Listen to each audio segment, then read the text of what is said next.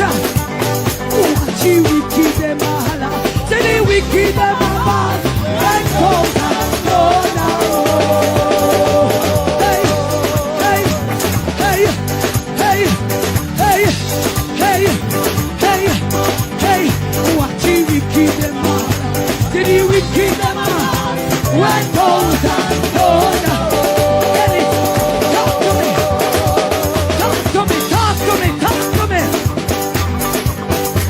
Say how we are gonna do this. Oi, ready? Ha ha ha, ready? Oi, me say how we are gonna do this. Yes, we go down. Oi, sit down there, sit down there, sit down there, sit down there, sit down there, sit down there, sit down there, sit down there, sit down there. Oi, sit down there. Oi, sit down, sit down there. Sit down there, sit down there. Boy. Sit down there, sit down there, sit down there, sit down there, sit down there, sit down there, sit down there. Watch you wicked them a holla. Did you wicked them a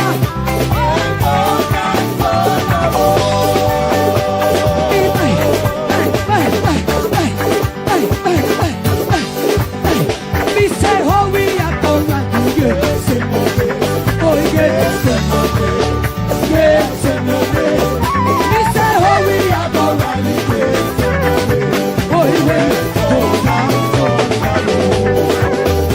Jesus, boy, watch out. Now worry about the wicked them now. Now worry about the wicked them. Tell them neighbor, come.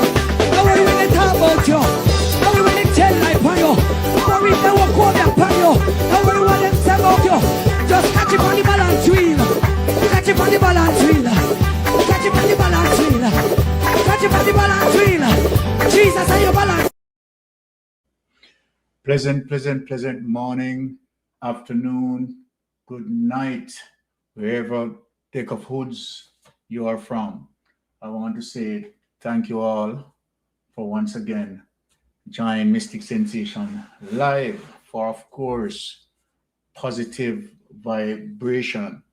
And of course, here we speak nothing but the truth, right? In terms of what the people want to hear.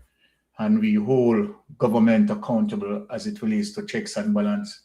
But as always, we will be have melting pot opening very soon.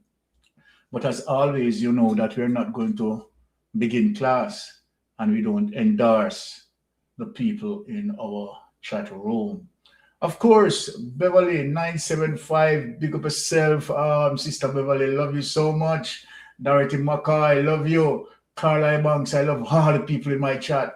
Richard Reed 3887 and Rennie Swaby, Paul Wilson, bless up yourself.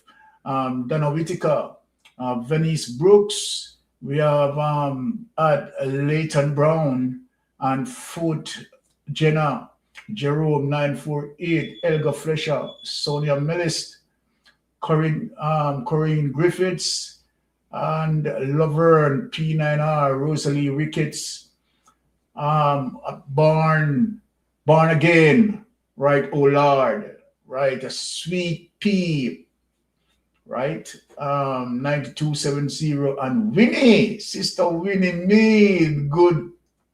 Okay, good morning, Mr. and Mrs. Mystic, right? To your wife, right? And you respect to you, Sister Winnie. I hope you are getting along fine, particularly health-wise, right? Really love you being here. You Net, right? Abeka, right? And of course, Wayne Gray, Paulette, Romy, Ferns, right? And Colleen. And for persons who are coming into the chat, you know, an umbrella, welcome to you all. Now, let me just begin in saying, in terms of where we are going to go. And Sharon Johnson, big up herself. Now, the world as it is, right, suffered, I mean, serious consequences as it relates to, where Germany allowed Hitler to reach the helm of the political power. And even though they knew at the time that Hitler was a racist bigot, they knew at the time that Hitler was so self-destructive, but they allowed him to reach the helm of the political power. And we all know today what result that brought to the earth itself. Millions died, a lot of economy damage. We have seen the same thing as it relates to the United States, right? Having a racist bigot at the helm of its political power. And people stood along. They knew that, of course, he's a racist, but they do nothing to getting on top of the political power. And here, today, the world suffer as it relates to the global economy reaching its abyss. And finally, here in Jamaica, we know that Andrew Holness is a criminal. We know. The PSOJ know that Andrew Holness is a criminal. Umbrella Group of Church know that Andrew Holness is a criminal. The DPP knows that Andrew Holness is a criminal. The Commissioner of Police knows that Andrew Holness is a criminal. And Andrew Holness is trying to build a criminal empire,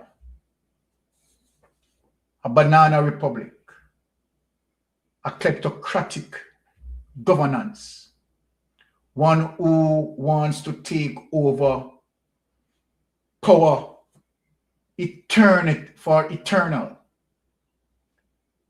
one who decides that he is going to make the Jamaica political power into a monarchy.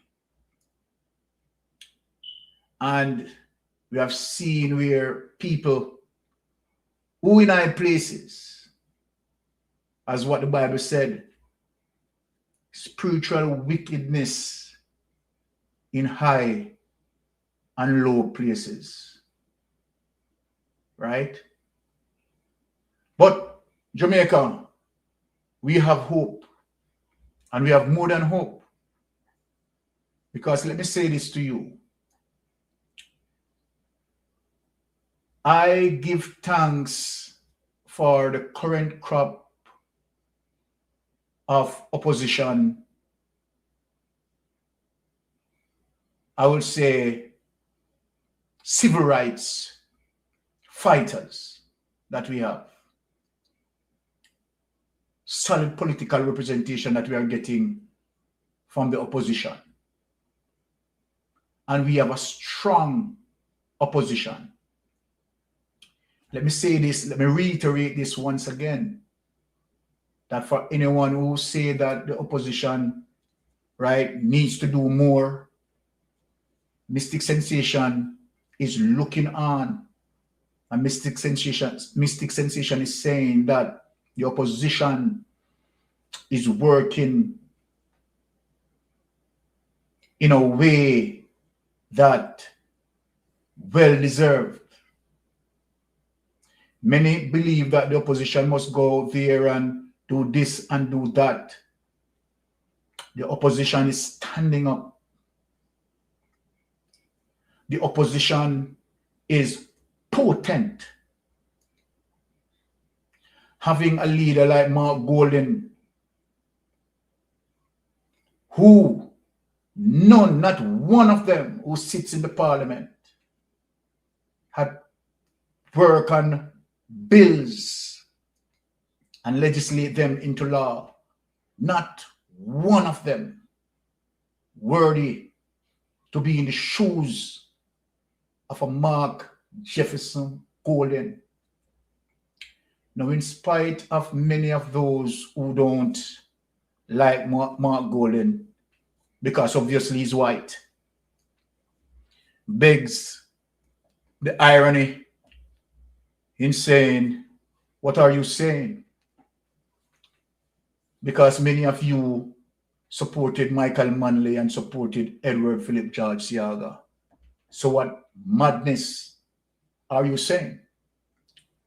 And what madness that you're shoving a racial agenda when, of course, you are so defensive of the mace. You're so defensive of a monarchical symbol that represent the colonization of our people, that represent the suppression of our people. And you who, as it relates to the Jamaica Labour Party, particularly Edward Warmington, said we are not going to give no power to any white man. The Jamaica Labour Party is defending the mace. What is it you're saying? Putting the mace over political representation. Putting the mace over your own black sister. And what your black sister want? Your black sister want her voice to be heard. Your black sister want to carry out her function and responsibility in speaking for her constituents. What Angela Brown-Burke want was just only to be recognized and to be acknowledged. But you know, you have vented these narratives, these political red herrings conveniently to suit your needs, because of course your party is corrupted. Your party is robbing the Jamaicans of their sovereignty.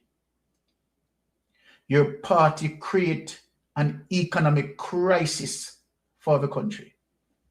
Now, let me say this without any apology.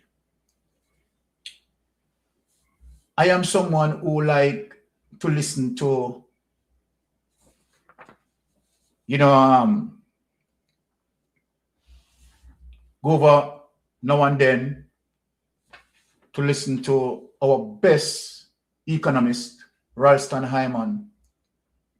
And sometimes I take a walk over Portland Spice to get some of the information as it relates to, Ralston Hyman. And I respect him a lot, right? The best in the Caribbean. Love him. On point all the time. But Ralston Hyman, no. And he's extremely professional. He will not come out and speak as it relates to what I am at liberty to speak. You wouldn't expect a Ralston Hyman to do that. And so then, as it relates to professionalism, he stay in the ambit of that. But let me say Jamaica.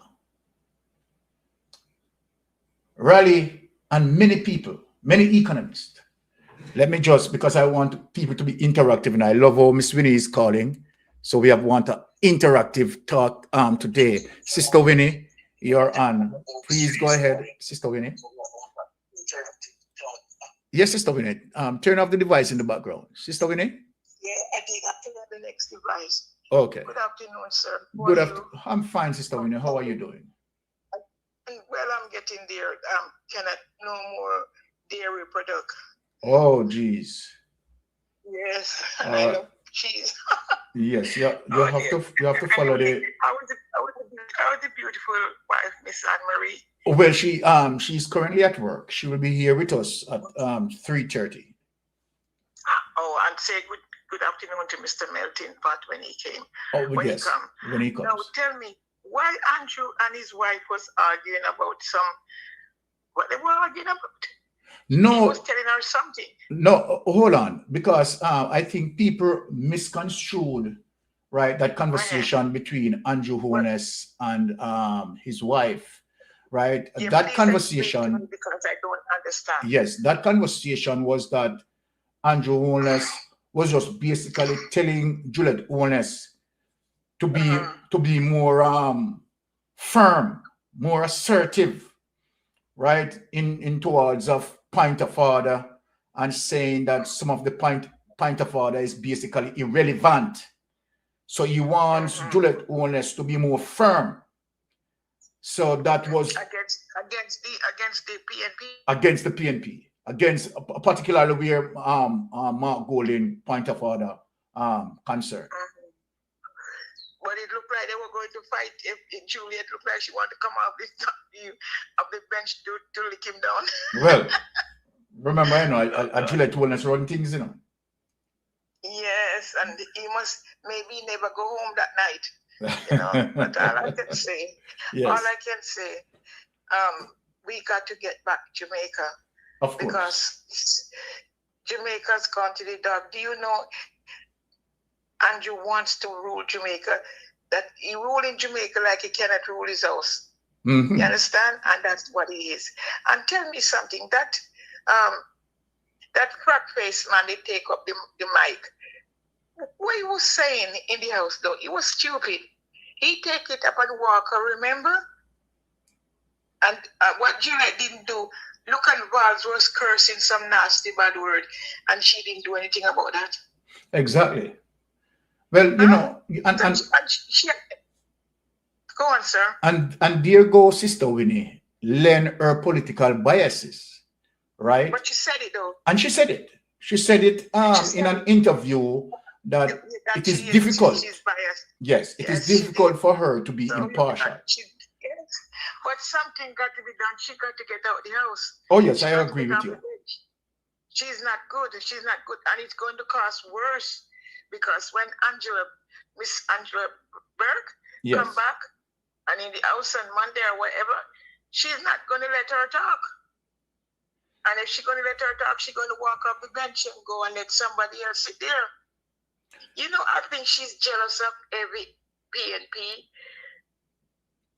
Well, I mean, come on, Sister Winnie. When you look, Jamaica Labour Party has if you are comparing the JLP members of parliament to the PNP members of parliament.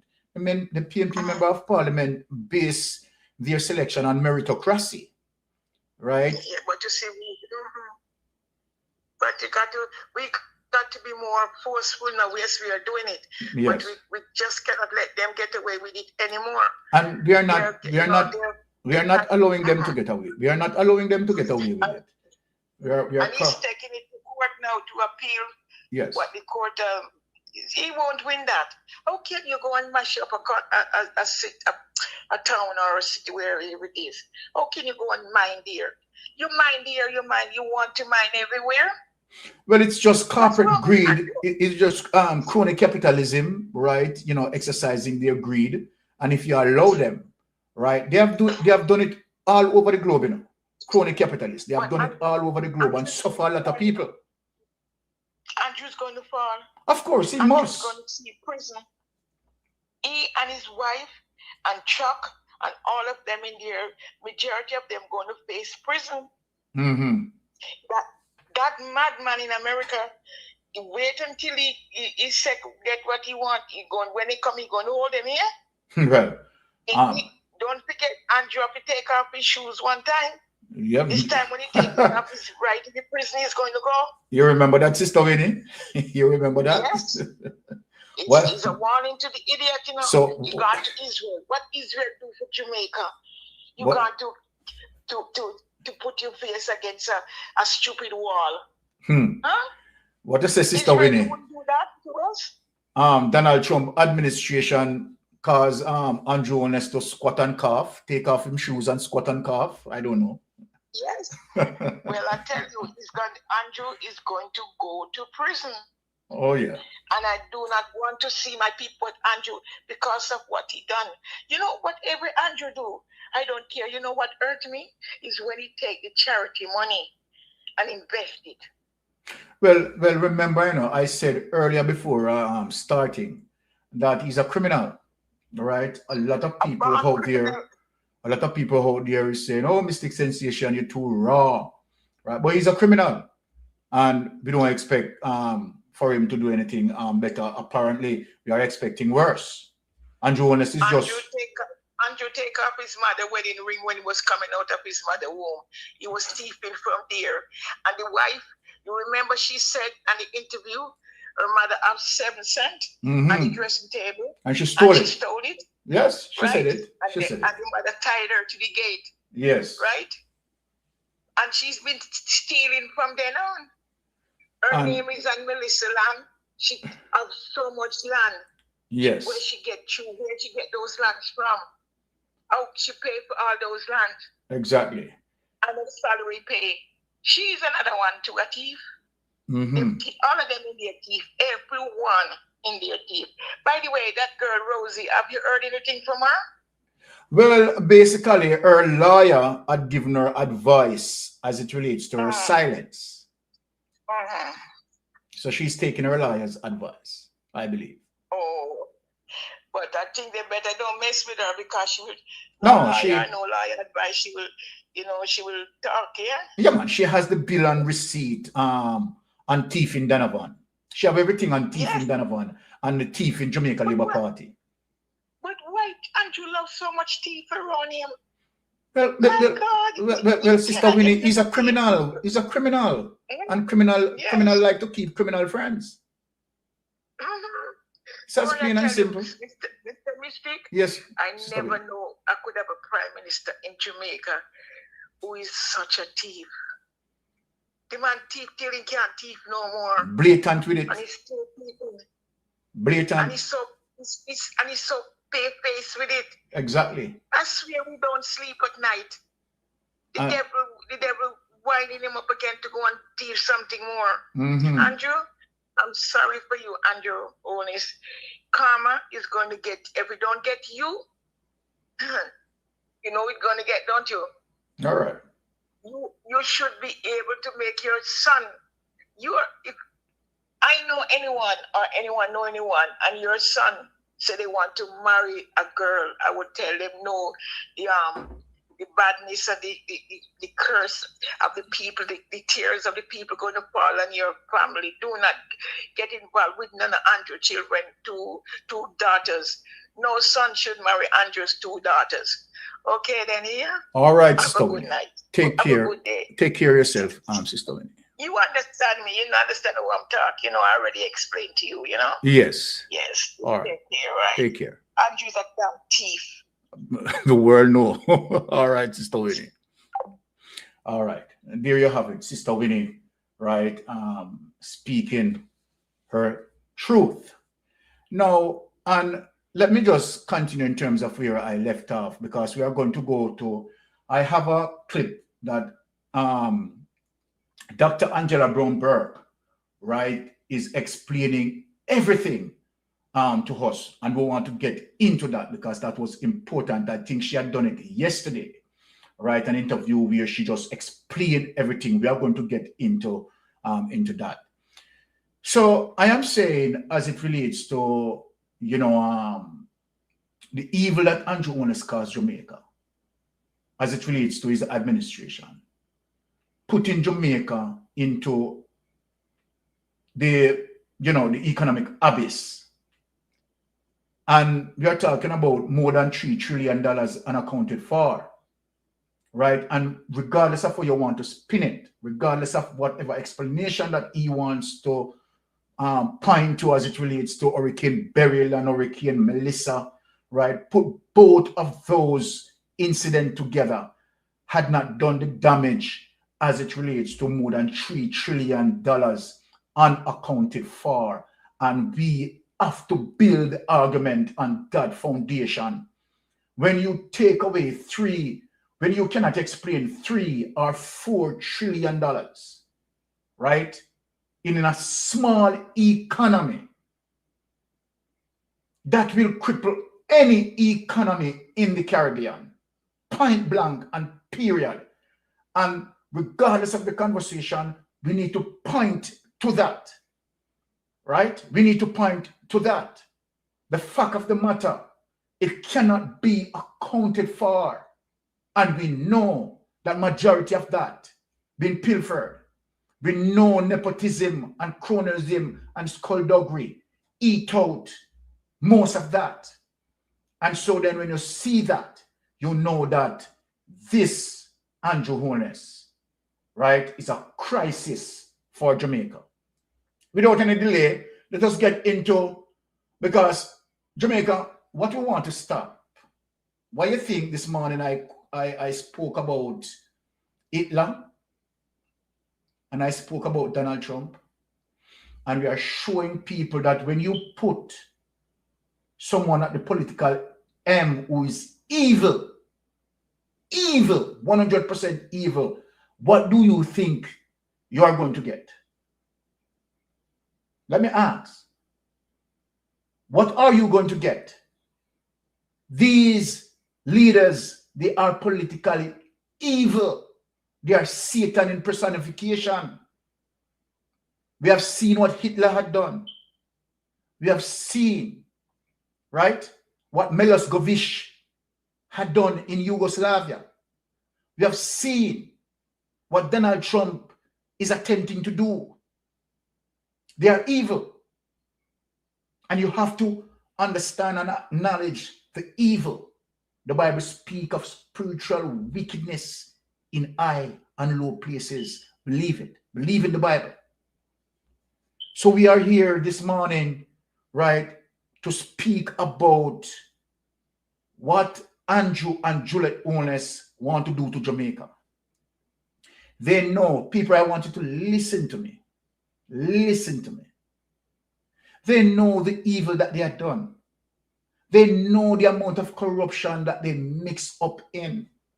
Think of what I'm saying. The day that they find themselves out of power and have no authority, they are fully exposed. They are fully exposed. You have people who are helping them, but let me tell you something, Jamaica, it is going to break. It is going to break. Trust me. Now, let me tell you, let me give you some signs of why it is going to be broken.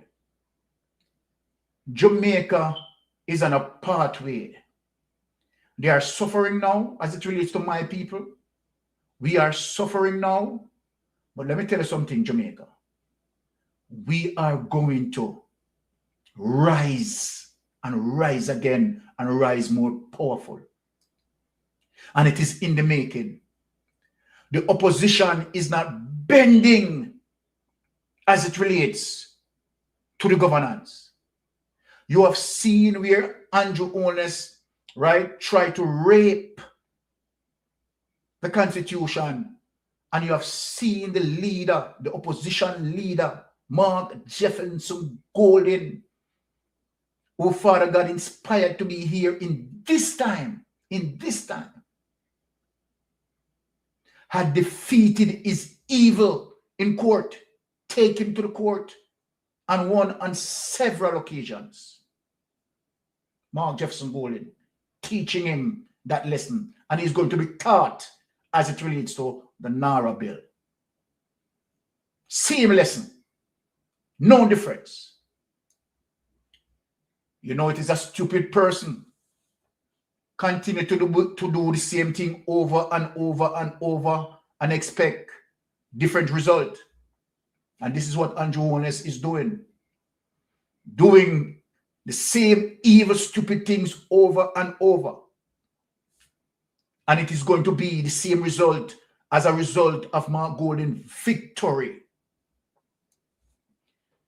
I am happy, I am proud, and I am confident that Mark Golding strength based on meritocracy, the people centers around Mark Golding, the Angela Brown-Burke, aka Nanny, they are no ordinary people in this time. The Isaac Buchanan, no ordinary people, no ordinary person in this time. The Nikisha Burchell, no ordinary person in this time. This time made for them to be here right now. Let me just take this call. Yes, caller, Mystic Sensation, you're on the line. Let me say this, caller. Hold on, caller. People who want to be very interactive, who want to call, because I can multitask, we have the skill and the talent to do that. And remember, anyone who, manly heights, we have the skill, we have the talent, we have the potential, the capacity, the range, and the tenacity to do all of that. Yes, caller, you're on Mystic Sensation Live. Please go ahead. Yes, my George, I'm listening again. I just called to ask you 2 questions, right? Yes, sir. The case with Andrew Holness and Mr. Buchanan, what happened to that case? Okay, so the last thing that we were told about that case is that Paul Buchanan is anticipating the court's decision. So that's where it stopped. He's waiting for the court. He had done everything that he needs to do, right? And he's hell-bent that he's pursuing for justice. So right as it is, as it relates to that question that you asked me, right? Paul Buchanan is anticipating a ruling from the court. Okay, good. Second question. Yes. Why the peer, what they give, the peer in Kingston, what they would give China Harbor, the 15 acres cannot be signed over to China from the UDC. Okay, all right. I would have to do some research on that, right? So I am not going to just answer you, and I don't have that answer for you. Okay, you know why I'm listening. I know why I don't worry about too much about Andrew Holness. Yes. They have a limited amount of time. And you're right. Number 1, that deal with China for the China with the port does not sign it because you know about the agreement with America and the Caribbean. Yes. Right. So you know at the end they can come and push anybody out of the Caribbean. Mm-hmm. Right. They what do you call it again? It's with him. The Monroe Doctrine, right? Okay, the Monroe Doctrine. Yes, you're perfectly right. Remember, that's a piece of paper that they hold over the Caribbean here. Yes. Right? You're correct. Number 2, that cannot sign. So between the drug and the eagle now, Andrew is shaking his boot because if he holds China too hard, China gonna squeeze him. Yes. And if he holds America too hard, too long, America gonna squeeze him. You're right with the geopolitics. Yes, and number 2 again. You remember in his budget speech, he says that because of the hurricanes, they have to build and they have to build a new airport, and they're thinking about Vernon Field. Yes, I remember that. He can't touch. He's just talking. He cannot touch Vernon Field. Mm-hmm. And the reason why America still have between Goat Island and Vernon Field, they still have 13 years more on it. Yes. So you can go over America ahead and do whatever you want to do with and that lease. And you are correct, sir. And remember, in 1940, when they signed over those land that was Winston Churchill from England, that was the Prime Minister, right? Mm-hmm. Okay. Remember now, when they signed that paper over, it's signed over for 50 oil ships, and there was 8 Caribbean islands they have based, right? Yes. And out of that 8, the first return, they return, I think it was 5. Mm-hmm. And those 5, it was 16,600 acres of land, everything they came to. Yes. So, and remember, Trinidad fight for theirs and get back theirs. Yes. Right? In 2002, Bermuda, they give up Bermuda theirs. So the only one who does not return back to the British or their countries is Jamaica. Mm-hmm. And I think that is a reason why, because I remember in those time when China is trying to come into Jamaica. Mm-hmm. So remember, as we said, the geopolitics started right in Jamaica, but they did not fight in Jamaica. But some of our people are gonna end up in jail, and that's why sometimes I don't worry too much about Andrew. He's gonna try a thing to think that he can get away, but he's not gonna get away because his corruption gonna catch up on him. Well, it's already caught up as it relates to his corruption, right? And remember,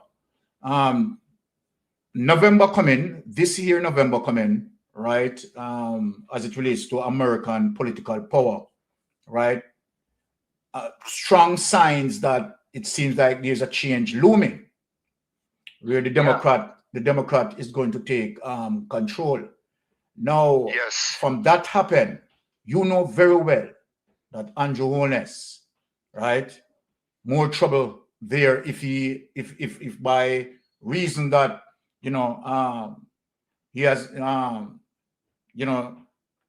he has not dimmed office by then, because remember between now and then, Carla, there are so many things that hang over Andrew Holness' head. The FID investigation, right, still hang over his head. His statutory declaration, right, that will be coming out, I think, roughly about June, July, thereabout. That is going to be problematic for him. First of August. Yes. Yeah, and I learned, I don't know how true it is that his own party was saying if he came part, this one he have to go. No, well, guess what? The entire I mean globe, so to speak, right? As it relates to the statutory declaration, it is going to be serious. If this one, right, that Mark Golden certified and he doesn't certify it, this definitely is going to break, right, the camel. This straw is going to break the camel back. So I think, as I am saying, you understand, the Andrew Holness administration is now seen at its near ending, and I strongly believe that. And you can see the pressure even on his wife. Exactly. Look how he's carrying it in the parliament. Exactly. Last week, he was a disgrace to Jamaica. Oh, more than a disgrace. That woman bring Jamaica in the dispute. Yeah, it's terrible. She was despicable. And nothing less than despicable. They should understand that whatever we do now, the world is just at our fingertip. Yes. And everybody is trying to watch Jamaica. How are you gonna want investment when you are behaving like this? When you want to control everything for yourself. Well, you're not open to the world. You don't shut everybody out and say, "Oh, come in investment." Remember, the only investment they might get in is on tourism. But for how long? Well, remember, I don't think that him and Michael Leachin, right, is seen eye to eye. Because remember that Michael Leachin was the inspirator around the 5 in 4, right? 5% growth in 4 years. And now it seems like there's some friction there between Andrew Holness' administration and Michael Leachin. Somebody get carried down. Yes. Yes, some serious. So he leave wide open now, and Bobby, he's looking back to, but guess what happened now? What he do, as Tufton always said, this guy need no guy with education in his party. He needs some dumb. But Michael Leachin also give reflection to that, Michael Leachin is talking about that the administration need to deal with the process of meritocracy. Remember that Michael Leachin is good, and I am saying why Michael Leachin is just dropping those little small notes, and what is it that Michael Leachin is saying? Because he embarrassed Michael Leachin. I remember Michael Leachin talk about the 5 and 4, and within 4 years they have 500 meetings. So that was a 5 and 4. So that's the 5 and 4. Michael Leachin come out and tell you they never ask for growth, They ask for 5 and 4 and give them the 5 and 4. Okay. All right. And that's why Michael Leachin step away from him now and laughing after him.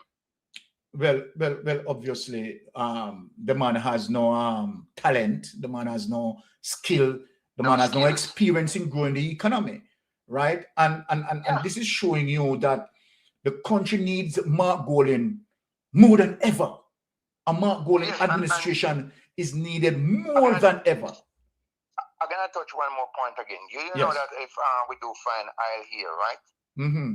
Remember when Guyana's find oil, they use 3 different oil companies, right? Yes. One from China, that CNOOC. That's the one they use that have 25% in All right, hold on there. Let me just interject because I've seen other persons calling in and them want to get a time to say their piece. So let me just give you a minute to finish up. Okay, your point. Yes. Yeah, what I was saying, if we do find oil here, he cannot bring China in it now. Okay, not gonna happen. America not gonna make that happen. That is going to be problematic. So for now, and so for now, all China chicken in what they're trying to go, and we can't tell them bye bye. I want to agree with you with that. Talk to you next time. Yeah. All right, blessings, my brother. Right? Good okay, geopolitics there. I love it. Right, good piece of geopolitics. Right. Okay, let us proceed until other calls come in, because as I said, we have the ability to multitask. But Jamaica, let us get into Angela Brown-Burke, because we had a clip in terms of Angela Brown-Burke interview, right, in full detail, that Angela, our sister, explained everything. So let us tune in to that, right? Let us tune in into this. Okay, good. Let us tune in. What we ask? What will you go and do? I'd rather not say anything today. I am scheduled to speak, and therefore I am arriving at Parliament with an understanding that I am indeed scheduled to speak, and I don't want anything else to kind of take me, off that. After we can have a conversation. But for now, in hindsight, do you have any regrets about? I have absolutely nothing to say at this point about that. I want to just complete today's session of Parliament before I comment any further. Later, I'm going into Parliament, and I want to go in there and have a second. All right. In your speech, do you have an apology in your speech? In your speech, do you have an apology in your speech? I talk with you later. I wanted to make a statement to intervene in the discussion. Press my mic, which is what you do. It is green, and the speaker has to acknowledge you by making your mic red. That's when you speak. On 3 different occasions, I was totally ignored. Sometimes there are issues you want to say, but others are talking, so you might go ahead and leave that. So I did. I ignored that. There came a point when there was a point I really wanted to make. I pressed my mic. The speaker looked at me and just turned her head and went to the other side. I waved and actually said, Madam Chair, I'd like to speak. I said that 3 times. Not even the courtesy to say that I am closing the debate and I'm not taking anyone else. Yeah, I would not have been happy with that, but at least it would have been a recognition that there's a member on the floor seeking to speak. You can rule. You are the speaker. So the truth is that I I was very upset about that because it is a constant pretending we do not exist, silencing us in a way that I believe is meant to neuter us. I mean, I can't see it any other way. And so I got up, and as I put it, I interfaced with the base. And we know what the standing order says. I'm not pretending that it is sanctioned by the standing orders, not at all. But it was because of that pushing, that ignoring, that disrespectful behavior of the speaker time and time again. I know that people, the basis, the order, sanctity of the house. And I would be the last one to debate whether it is or it isn't.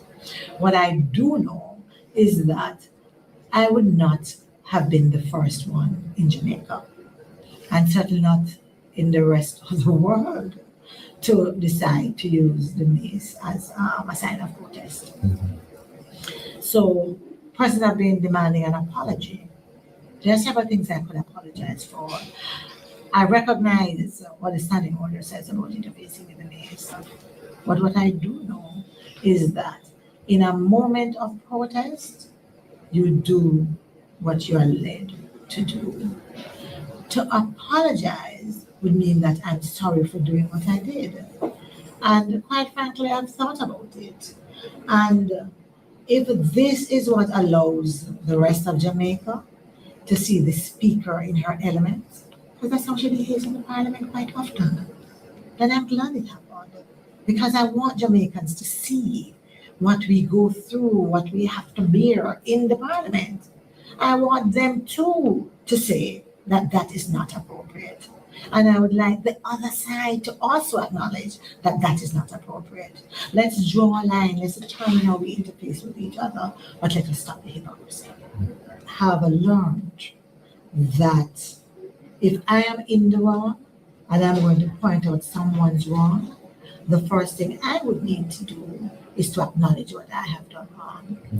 And I do not believe by any stretch of the imagination, if anyone were to revisit that video with this speaker outside, I don't think anyone could believe that there was any decorum there.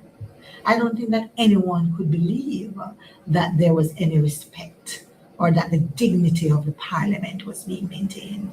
It wasn't. And to have that speech, that holier than thou speech, yeah, that castigation of the behavior of others without saying mea culpa, I think is also wrong. And since I have no idea what was intended for the personal explanation that I had sent, I thought that it would be appropriate in the speech I came prepared to make to actually introduce something. So I'll be honest, when I realized what was happening and I decided, I cut and carved the speech I had to allow for time because I knew I would get any extra time. And so I created a 5-minute in there so that I would be able to make a statement which I thought was important, pointing out just what is totally unacceptable and asking that we use this moment to start afresh. Yes, to look at how we treat each other, how we talk to each other, and what's expected of each other. I believe that what the speaker needs to do is drop the schoolmarm adult to children attitude, yes, in all of what she does. We're adults. We have been sent here by individuals who have elected us. If she could just simply acknowledge that we are peers, yes, then that mutual respect that should be there should attend whatever she says to us. And I think if that was to happen, we wouldn't have a difficulty. Final question. What if she brought up an incident in her? Same member, on or around March 5th, 2026, the member rose from her seat and boisterously declared that you want me to behave like a virago, me I go behave like a virago. I don't have a difficulty with her bringing it up. I think that she should have been honest though, because she was not honest in quoting me. That wasn't what I said. It is true that I was again seeking to get her attention and to be heard. And again, she ignored me. I got up and went in the middle of the parliament and I said, do I have to behave like a virago for me to be heard? That was what I said. And I thought that was an appropriate question because I don't believe that I should have to behave like a virago to be heard. I don't. I believe that as a member duly elected in the House, I should be heard. I'm not always right. I'm not suggesting that.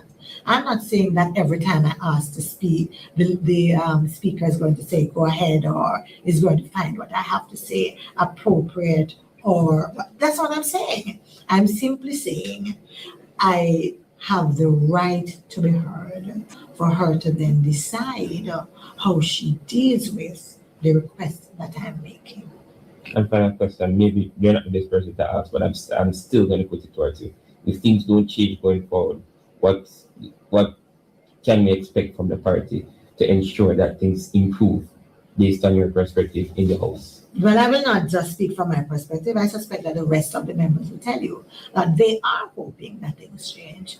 They are hoping that the speaker recognizes that her behavior is inappropriate, that her behavior does not accord with that of a dignified parliament. And if she doesn't, that her colleagues will be able to bring some pressure to bear to get her to understand that. And if she can't fulfill the mandate, then they could choose someone else. We have nothing against Mrs. Wunness, outside of the fact that we do not believe that the wife of the Prime Minister, the spouse of the Prime Minister, should be the Speaker. And precisely because of how difficult it is to maintain that kind of impartiality. Can I tell you, I'm just going to ask you to just watch Parliament. If we get up and we're talking about the Prime Minister and someone says something, listen, let me stop. Let me stop. No, so the point I'm making is that we don't have anything personal against the Speaker at this point. We believe that she's not acquitting herself appropriately. We believe she's biased. She's not the kind of fair arbiter that we are looking for. And we believe that by her very behavior, she brings the House into disrepute. And that's not acceptable. Outside of Parliament, being members of Parliament and represent the constituency, what's the relationship like with you and Mrs. Wunness out there? We don't have much opportunities to interact. For the committees that we're on, I have no difficulty. We are members of the female caucus, and we have not had any difficulties there in terms of that. It's not a personal issue. I don't know her that well. It's not someone that I have a very close relationship with, but I have certainly nothing against her. And yeah. What if she were not the wife of a Prime Minister and yet sit in the House as the Speaker? Would that make a difference for the opposition? Well, two things. If she weren't, that would be good. We would expect some level of fairness from her. The attitude that she brings to the Parliament, though, is something that is not, I think, related to being the wife of the Prime Minister, the spouse of the Prime Minister, and I think that is problematic. Last question. When she was elected and selected to be the Speaker, nobody from your side object to it. Well, let's talk about this last time. This last time I'm talking about. Right. So this last time, we are very clear that it is the ruling party that gets to choose the Speaker. We are not trying to usurp their authority in doing that. We did say before that we did not think that the Speaker at the time should is appropriate to continue being Speaker. But the decision is theirs to make. They nominated. The usual practice is that we would have supported it. We did not. The usual practice would have been we would join in the customary pulling the speaker to her chair. We did not participate in that.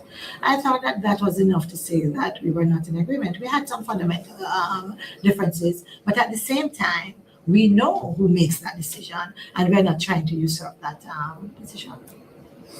What is this? What is it they say that you are in opposition and you want to dictate policies to the government, to be on committees, to lead committees and so forth, while they are the one who's decide who goes on committees and who head committees? Well, it's not true that they decide who goes on committees and so on. The truth is that one expects in a parliament that the majority party is going to have majority members on there. We expect that. We quite frankly do expect some level of proportionality.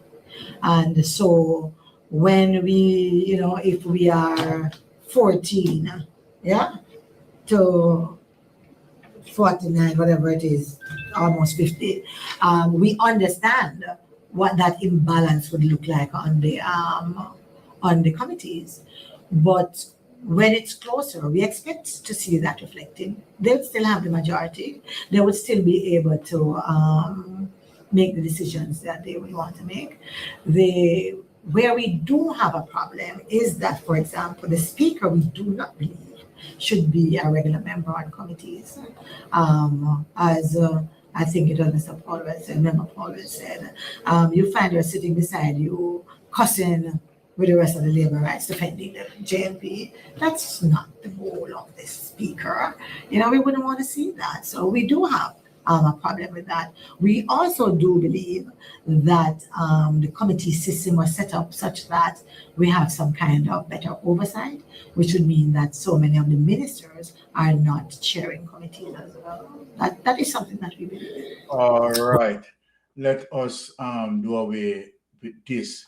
Now, hearing everything that we have heard, right, as it relates to what Angela Brown-Burke, Dr. Angela Brown-Burke said there, it just, honestly, it made my skin crawl. And I know very well that Dr. Angela Brown-Burke is quite professional. But I want to point out something, right, where that is concerned, right? Where Juliet Onus is really a political virago. What Angela Brown-Burke is speaking of is the mutual respect. The mutual respect. And a Juliet Onus sit on the speaker's chair, you're not going to get that. You're not going to get that balance. She's going to defend her husband. People, look at this. Look at this. You're talking about her children's father. Her children's father, right, is having a dark cloud over his head and include Juliet Onus. So then to defend Andrew Onus is also to defend herself.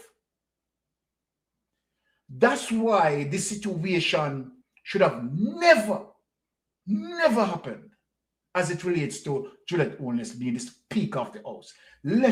Now, it is not only that the House is in disrepute. There is a cancer growing in Parliament. There's a cancer. It's cancerous. That's how serious it is. Now, let me tell you why it is cancerous. Number one, the Prime Minister have a fight with his own anti-corruption system. Where the anti-corruption system, his own anti-corruption system is saying that the Prime Minister have illicit enrichment issue that he cannot explain and will never be able to explain. His anti-corruption system is saying to the world that, look, in spite of everything, we can't certify him. He cannot be certified. So what is happening now? You know, it is the pot is boiling over.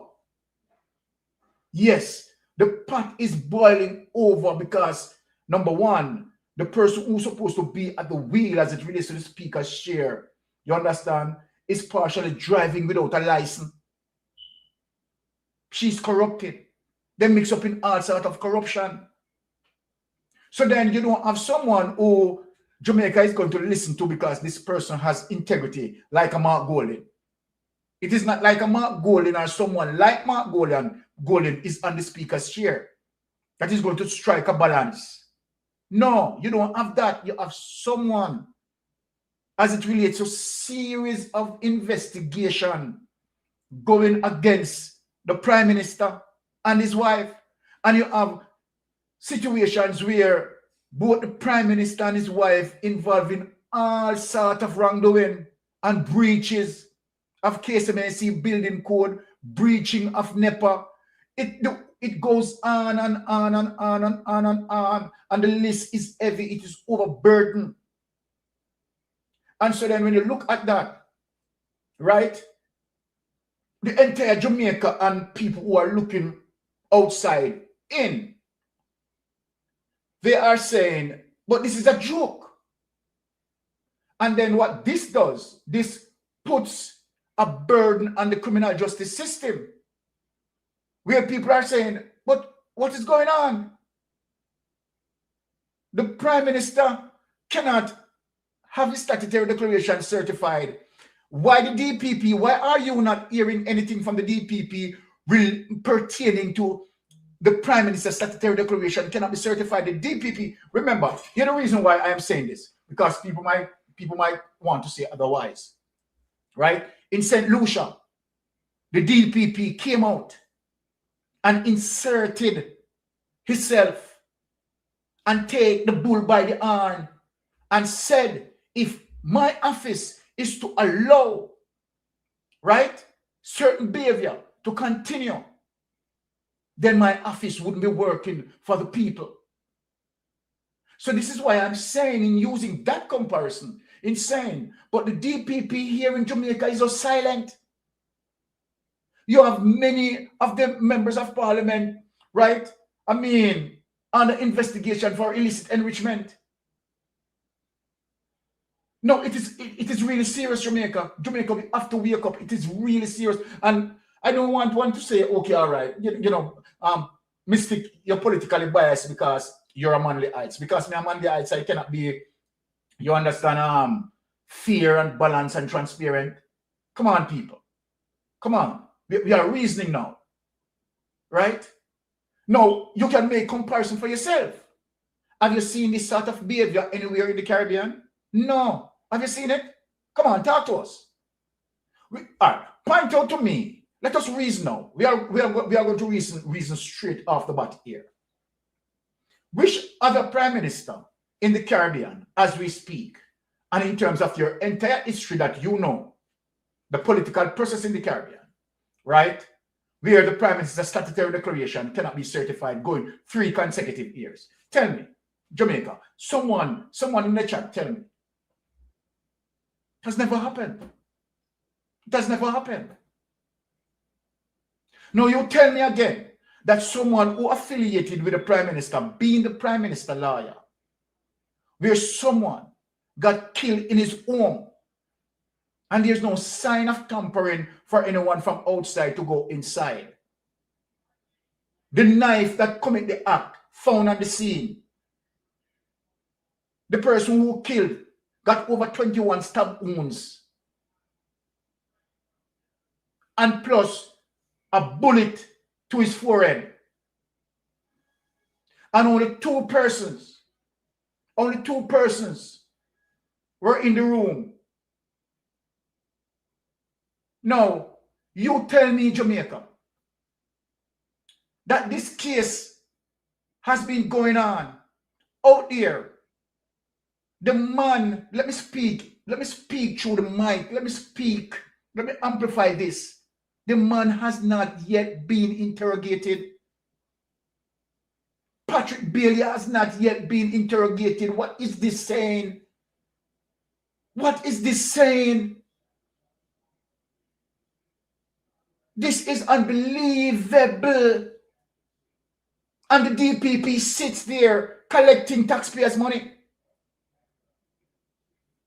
The DPP not even inserting herself and giving ultimatum as it relates to Patrick Bailey's case. The past commissioner of police and the current commissioner of police seems to be just going around that. No one wants to touch it. The DPP, Paula Llewellyn, didn't want to touch it. Paula Llewellyn protege, Hamilton, don't want to touch it. What does this tell you, Jamaica? What does this tell you? But you have someone from the People's National Party, a former member of the People's National Party, involved partially into a similar matter. And the Commissioner of Police rushed it. The DPP rushed it and found him guilty. What we are talking about balance, transparency, and fairness. Why Patrick Bailey? Why Patrick Bailey cannot be interrogated? I am not talking, look, we are talking about interrogation. And people sit and smiling and have Andrew Holness continuing in our parliament and have Juliet Holness in our parliament talking about standing orders, talking about obedience of standing. Come on, Jamaica, we liquid head. When we think of all these atrocities being done by Andrew Holness and his wife, and the corruption of the criminal justice system, and here they are talking about standing orders and talking about discipline. Look, there is a virus that is growing in our political process in Parliament. There's a virus. And seriously, it needs to be cured. It needs to be cured. And Jamaica, enough is enough. Enough is enough. The blatant behavior of Andrew Holness, what he had done as it relates to the constitutional reform, the trickery, the deceit, the policy that he tried to put in there. What if we did not have Mark Golin and others like Mr. Hilton, who had to look through and sift through and find the secret weapon, find the poison that Andrew Holness spoke about? Andrew Holness wanted to take over Jamaica, to be a dictator. And if it wasn't for Mark Golin, want to change the numbers in the Senate, just think of it, that there's no way, if Mark Golin did not see that and recognize that, those who see it and recognize it along with Mark Golin, what would have happened to Jamaica today? And so then you can see that you can see the plan set in, because you have heard the political narrative out there from Desmond Mackenzie and Warmington. PNP for life, PNP for eternity. These are the things that they were singing. Until what? They were discovered as it relates to the trap that they set, purposefully set, as it relates to constitutional reform. And here it is. Marlene Malao for being disciplined, sent at the back of the class because she did not make that happen. And so then her punishment is coming in a subtle way. We know that's how it is. Her punishment is coming down in a very subtle way. So just look. Not only that, you know. Andrew Holness step over and bound again. Want to now do this in Nara, giving himself that executive reach, that sort of power, that sort of ultimate power.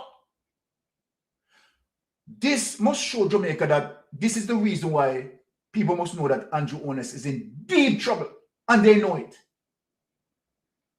And the only way, it is not, Jamaica, it is not about Andrew Holness want to maintain governance, to bring Jamaica as it relates to prosperity. It has nothing to do with that. Zero. All it has to do is that if I can hold on onto power, I can suppress what is hanging over my head. I can suppress what to come. I can try to circumvent. It is not going to happen, Andrew Holness. It is not going to happen. Because I am telling you that the opposition that we have to be thankful for them. And so then sometimes it rubbed me the wrong way, right? When people are saying that they need to do this and they need to do that, right? Let me just get to, oh, Bolo, all right. Blessings, brother Bolo. Welcome to Mystic Sensation. Why me tell you draw me out here, man? Me they stay now where you draw me out. Speak up, my brother. Because the reason too serious, spreadsheet. Exactly. Right? Two things I want to make clear to the audience, and especially the labor right them we are listening, and especially not the labor right them, the people them that don't say PNP or JLP because of the things that both parties are the same. This is a fundamental error. And let me explain to you two good reasons why this is a fundamental error. One, if both parties were the same, you see the needs, it would have passed. Point one. And you guys, if you're not aware of that document, how detrimental the needs was in terms of unconstitutionality. Yes, that is the first dagger that would be in the heart of the people in terms of our sovereignty and our freedom here in Jamaica. The needs in its first form would have had us as slaves in some capacity. All right? And the People's National Party said, well, it's 14 of us. We can't do nothing in the house. We can't just go court to defend the people of Jamaica. Secondly, the Naira bill. It is the needs 2.0. Exactly. You understand?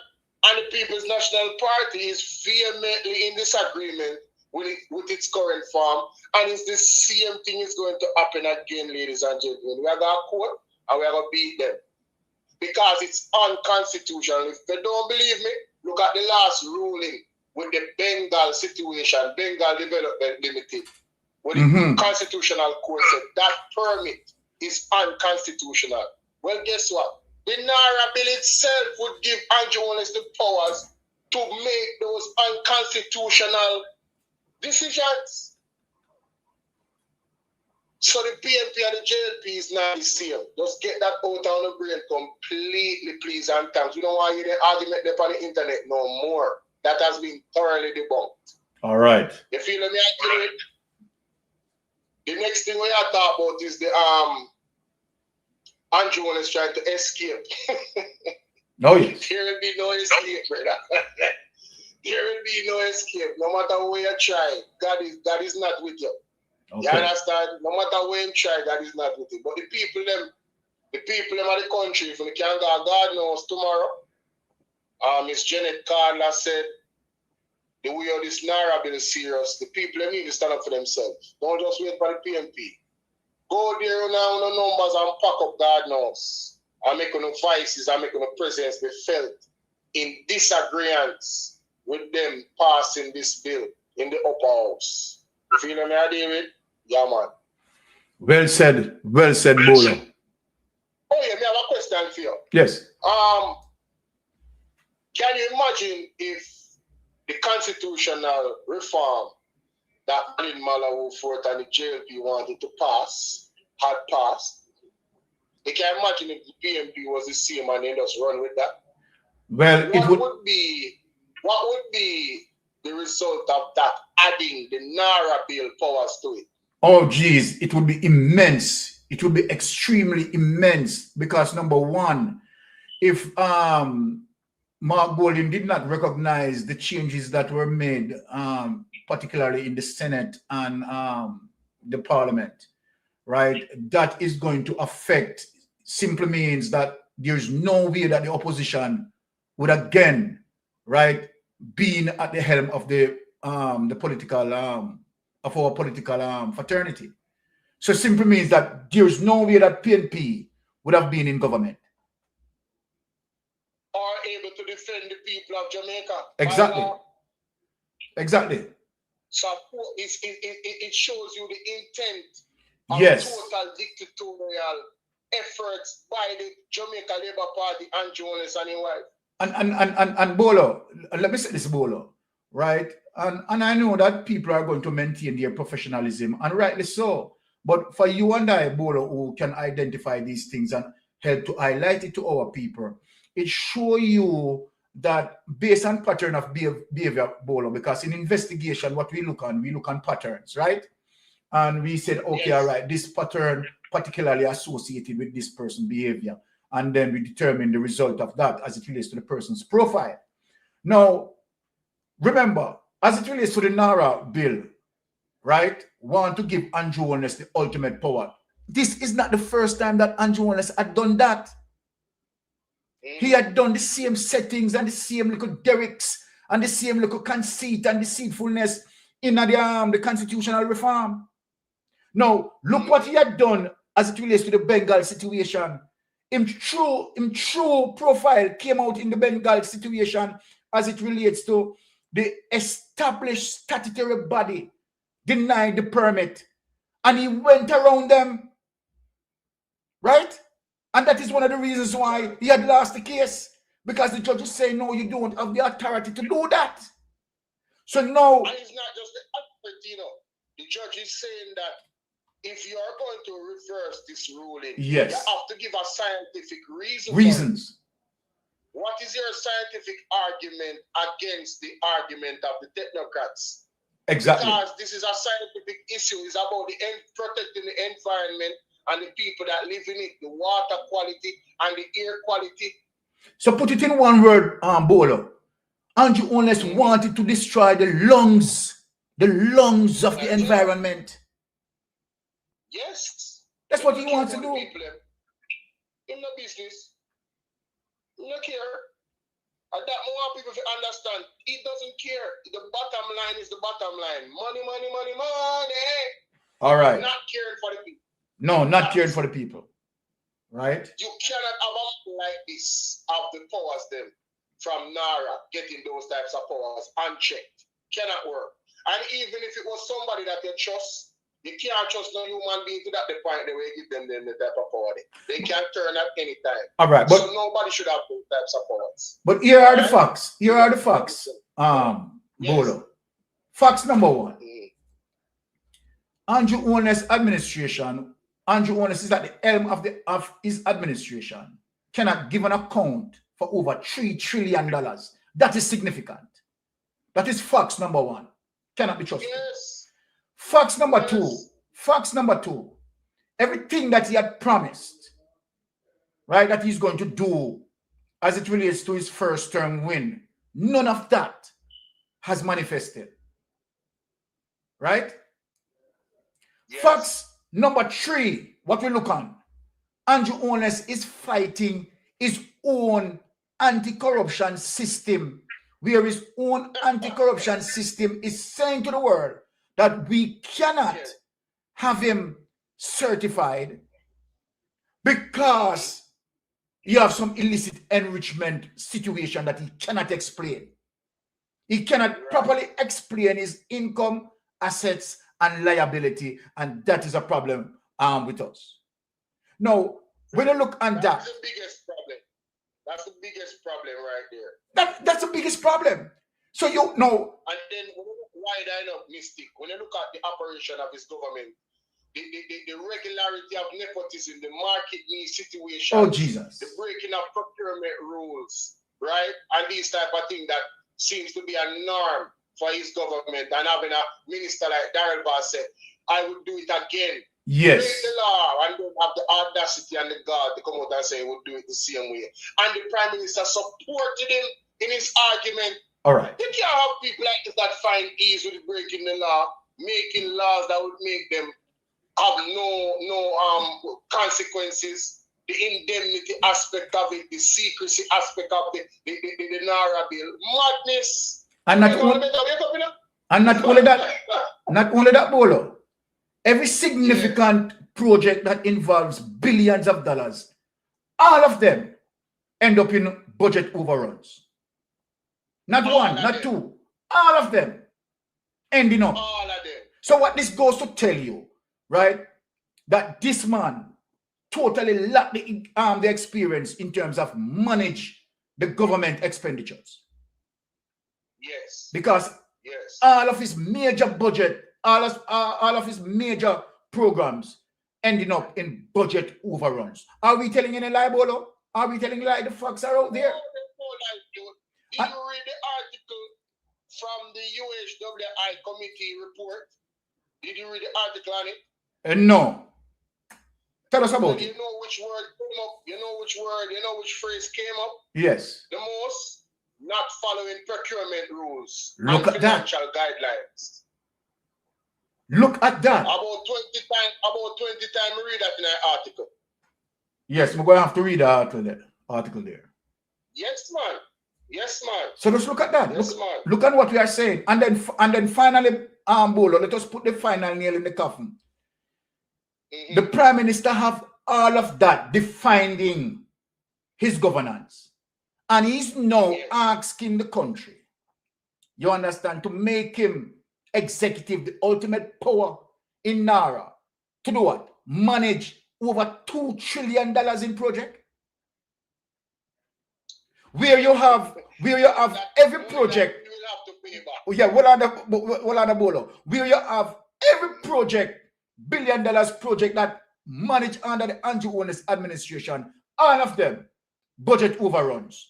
And he is asking us to put him at the helm to be the ultimate power. A liquid head. Why? And a liquid you lose it. This is crazy. Together. This is crazy. Crazy, man. Insane, my brother. Insane. Exactly. There's no way the Jamaican people can be comfortable with this. And if you are, I believe that you're a criminal. Let me say this. I strongly believe that you're a criminal. And I do agree with you. Because for some of these people who are defending the Prime Minister, like the Big Mama, what we know about Big Mama? Big Mama wore $1.5 billion, right, as it relates to tax. And the government allowed him to continue to do that. While the government himself in problem as it relates to investigation from TAJ. So what that goes to show you, it has shown you that the corruption is plain to see, clear to see, right? And so then it has to be that it must get to the sense of Jamaica to be sensitized of all these issues that we are highlighting and showing, right? We are speaking the facts on these issues. It shouldn't be a difficult thing, right? And that is one of the reasons why I'm saying, okay, we are getting there, but we would like to get there faster than how we are moving. You understand where the Jamaican people galvanize themselves. God on time. Right? The sleep on them still, you know? Exactly. Where the Jamaican people galvanize themselves, you understand, and march peacefully. Let us use the primary word here, peacefully. Let us use that adverb, right? So that the government don't have it to say, you understand that we want to overthrow the government, we want to this. We're talking about peaceful demonstration. That's what we are saying, right? And particularly, we are saying the same thing that Andrew said. Raise your voice in concern against the corruption in the government. Thank you, Bolo. Yes. Thank you, Bolo. That's what he said. Raise your voice in concern against the government when the government is not performing. Simple. Yes, that's what he said. Yes. So we are asking the Jamaican people to raise a voice in concert. Simply mean galvanize, come together, unite, and speak one message that this government, right, and look, it's very clear and simple, right, that coming July or August, right, somewhere there, when the next publish of the statutory declaration, right? Now we want to know, this is going to be very serious in a Bolo, because I know that Bolo is going to be on it, right? At all for the press, Partner Draw TV, right? Lonesome, all of us, we are going to burn that, and we are not going to stop until we get justice, because it can't continue any further than that. All right, that's how you make it pop off. We're at a pivotal point in our... We are not going to make, look here, Bolo, we are not going to make it pass. I'm not telling you something, say, if every social media, right, persons globally, we are lead a global campaign. We are not going to allow Andrew Holness to go through without his statutory declaration cannot be certified. No, we're not going to allow that. We are not going to allow that. No, we are not going to allow it. We are going to campaign. We are going to do this. We are going to do everything possible. You understand? We are going to link, if you have to link international media, if you have to pass on what we need to pass, we are doing everything in our power, because it's not going to happen. Definitely. Right? All right. Blessings, blessings, Bolo. People, remember if you go over and support Bolo, you know. Right? Right? Just do the do. Now, so let us just backtrack. And we are very serious with this, you know. And that's why I said, it's 2026. 2026, I am telling Jamaica, it's the year for reckoning, you know. Right? As it relates to Andrew Holness. As it relates to Andrew Holness. And you saw FID. I don't know what FID is doing, you know. But one thing I know for sure, and I want Jamaican people to listen to me. What we know for sure, if FID did have anything over there that can vindicate the Prime Minister, they would have done it. If FID have anything over there that would have vindicated the Prime Minister, they would have done it. And from the time that they are doing whatever that they are doing, right, we are not hearing anything. Okay, that's fine. The TAJ of Jamaica, who also investigated, right? You know that they are dead silence. And I am saying, just like what I'm saying to FID, that if TAJ, right, has anything to vindicate the Prime Minister, they would have done it. And to the fact that they cannot do it, let me just take this call. Yes, caller, you're on Mystic Sensation Live. Please go ahead. Hi, Byron. How are you? How are you doing, my sister? I'm good. I see that you're on tonight. I thought I'd give you a call. All right, of course. My 2 pennies worth. Yes. Just want to say hello, big up to everyone in the chat, and to all that are listening. As usual, continue to tune in to Mystic Sensation. There's a lot to learn. I just wanted to put in, like I said, my 2 pennies worth. Yeah. Yes. Basically, to say, I'm not Jamaican. My parents were Jamaican. Yeah. And I'm proud that they were Jamaican. Yeah. Yes. I am British, and I regard myself as British. Yes. Yeah. My parents, you know, they had British passports. They came to the UK before Jamaica became independent. Yeah. Yes. Now, this hoo-ha about this mace. Yeah. Any Commonwealth country that has the head of state as the king has a mace in Parliament. Yeah. Canada has one as well. Yeah. The issue is not about the mace. The issue is about, what do the people want? Yeah. If they no longer want the king as the head of state, yeah, they became independent in 1962, right? If you don't want the king as head of state, lobby your MPs, you want the king to be removed as the head of state. Yeah? Yes. The people decide the future of the country. Yes, you elect MPs. They represent you. Yeah? So all of this hoo-ha about the mace, yeah, is a waste of time, because there's bigger issues. If you don't want the king as head of state of Jamaica, then you move forward in that direction. Jamaica's been independent since 1962. Yes. Yeah? And you still have your mates sitting in parliament. You still have a monarchy, whether it was the Queen or the King, that is head of state. Now, I understand they set up the constitutional reform department, right? But cherry picking the constitution is not going to help you get there. Yeah, I agree with Mark Golding. It needs to be looked at in its entirety, right? If you don't want the Privy Council, you want your own court or the Caribbean Court of Justice. These are the things you need to get sorted out. Yeah. Now, going back to Dr. Angela Brown-Burke. Yeah.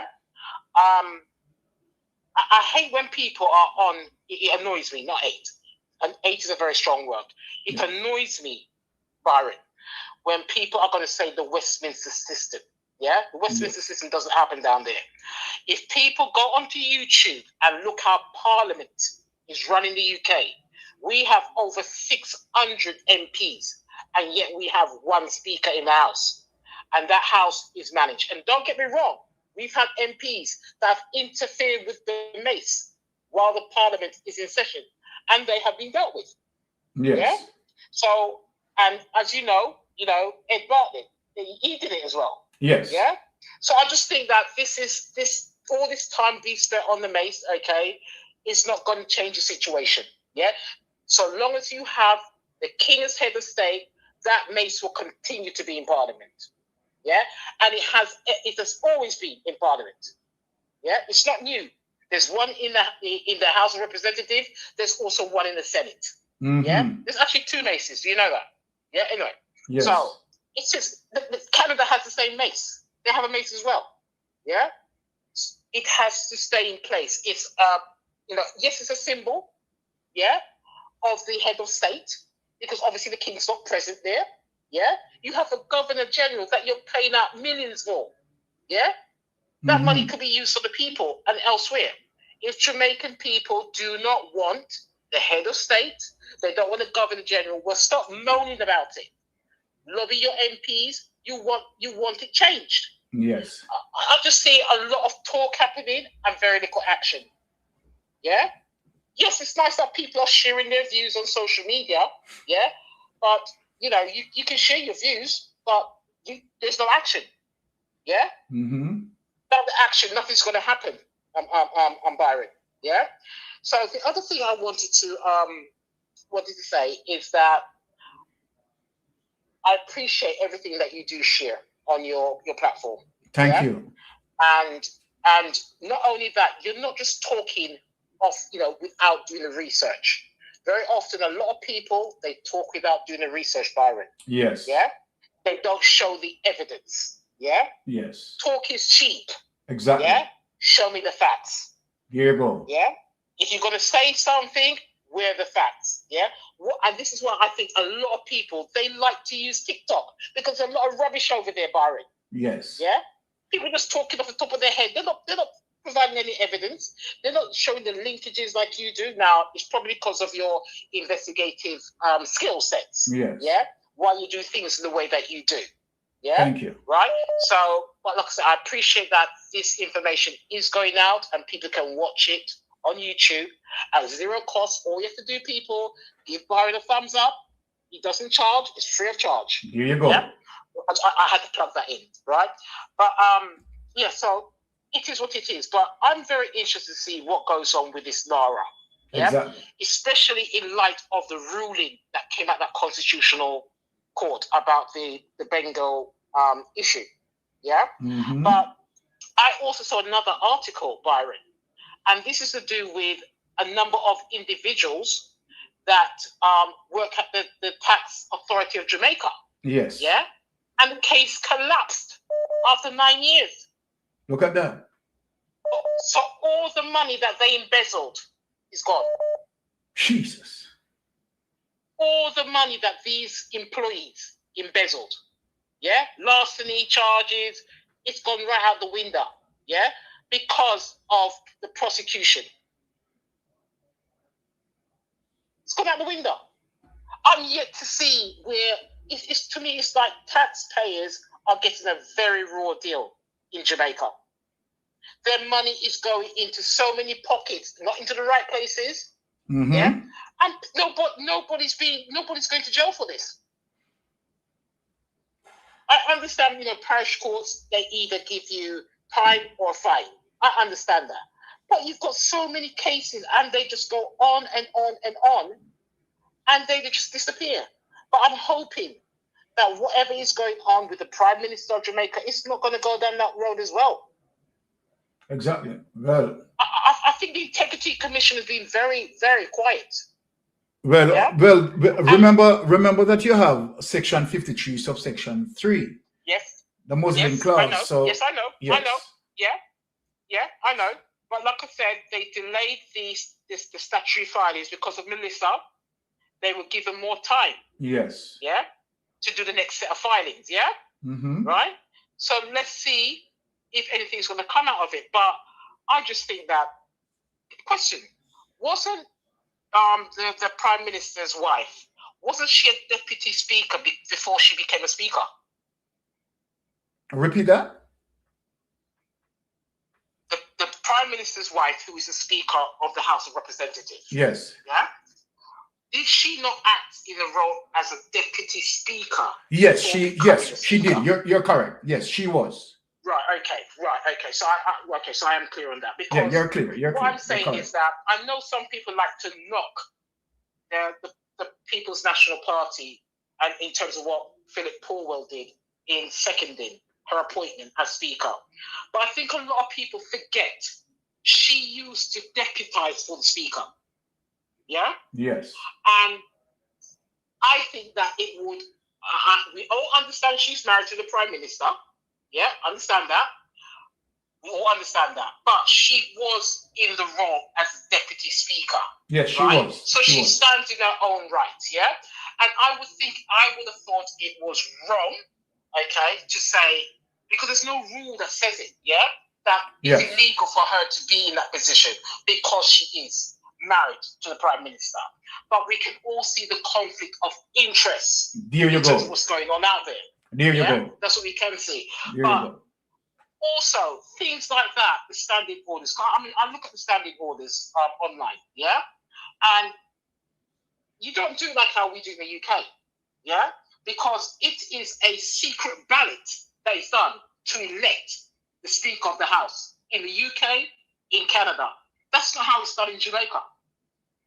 Yeah? Yes. It is a secret ballot that is done, yeah? And I'm not saying that if it was even done that way, Byron, it would work. Yeah? Exactly. With 63 MPs, yeah? Right? Yes, 63 MPs. We do a secret ballot. Yes. We do a secret ballot, and so does Canada, yeah? To appoint the Speaker of the House, yeah? Yes.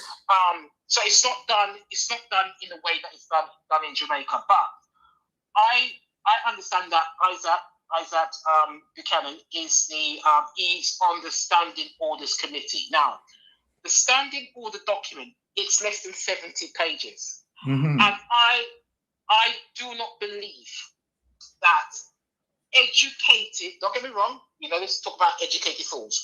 Educated people, for the most part, as MPs that are sitting in the House of Representatives, don't understand the standing orders. The document is 70 pages. Yes. Yeah? I can't believe they don't understand. A lot of them, they have their qualifications. Yeah? Yes, you have the educated fools that are out there. Yeah, all over the place, including the UK. Yeah? But you can't tell me they don't understand that document. Yeah? So what they need to do is they need to match fire for fire. Yeah? When the speakers start with their rubbish, if there's anything that they can use in those standing orders, use it. Agreed. Right?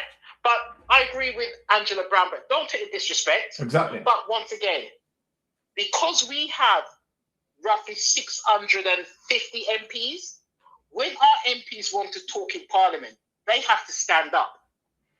Right? This mic system is a distraction. Yes. And it's interfering with the flow of Parliament. Yeah? It's a distraction. Yeah? And listen, all of us have biases. This argument about she's biased. All of us have biases. We have conscious and unconscious biases. All of us, irrespective of what we do in our life. Yeah, it exists. Yes. So that is a load of rubbish. What she's supposed to be is supposed to be balance and fair, and she is not. Yeah. So her trying to give the Parliament her speech on Tuesday and give them sort of a dressing down, she needs to look in the mirror, because when Dr. Angela Brown-Burke did what she did, yeah, she knew she wasn't supposed to touch a mace. She knew that. Yeah, she knew. But it was sheer frustration. It was sheer frustration. Yes. Yeah. Now, what she did wrong, yeah, she should have calmed down the House of Representatives when the act was done. Yes. Call order to the House, which her hand was trembling.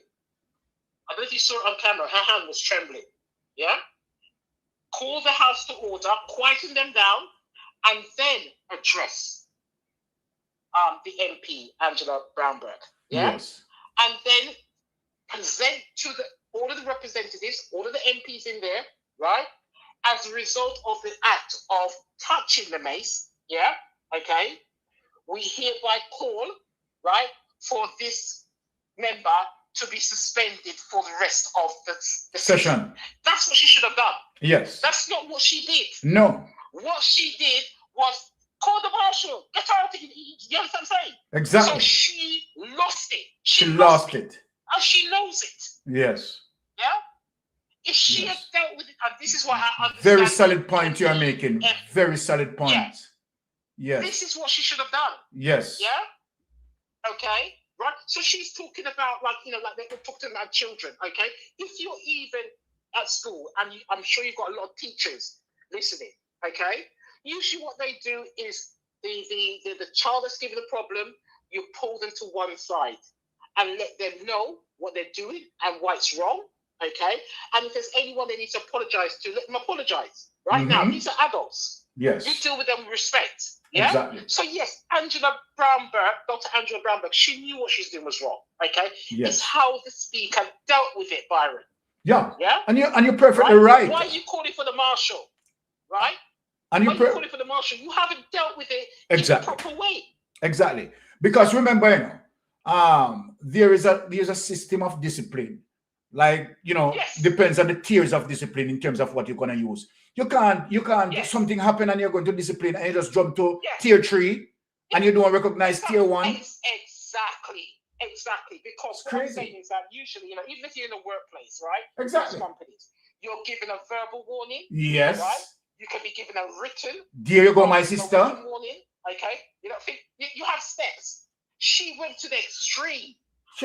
She gone to tier 3. Immediately to tier 3. She should have asked, and she should have brought it to her attention, because some of the members, they were on their phones. They weren't even aware what was going on, you know. Bring it to the attention of everyone that is present. And then say that as a result, right, I'm hereby ruling you know, for her to be removed for the rest of the sitting. Okay?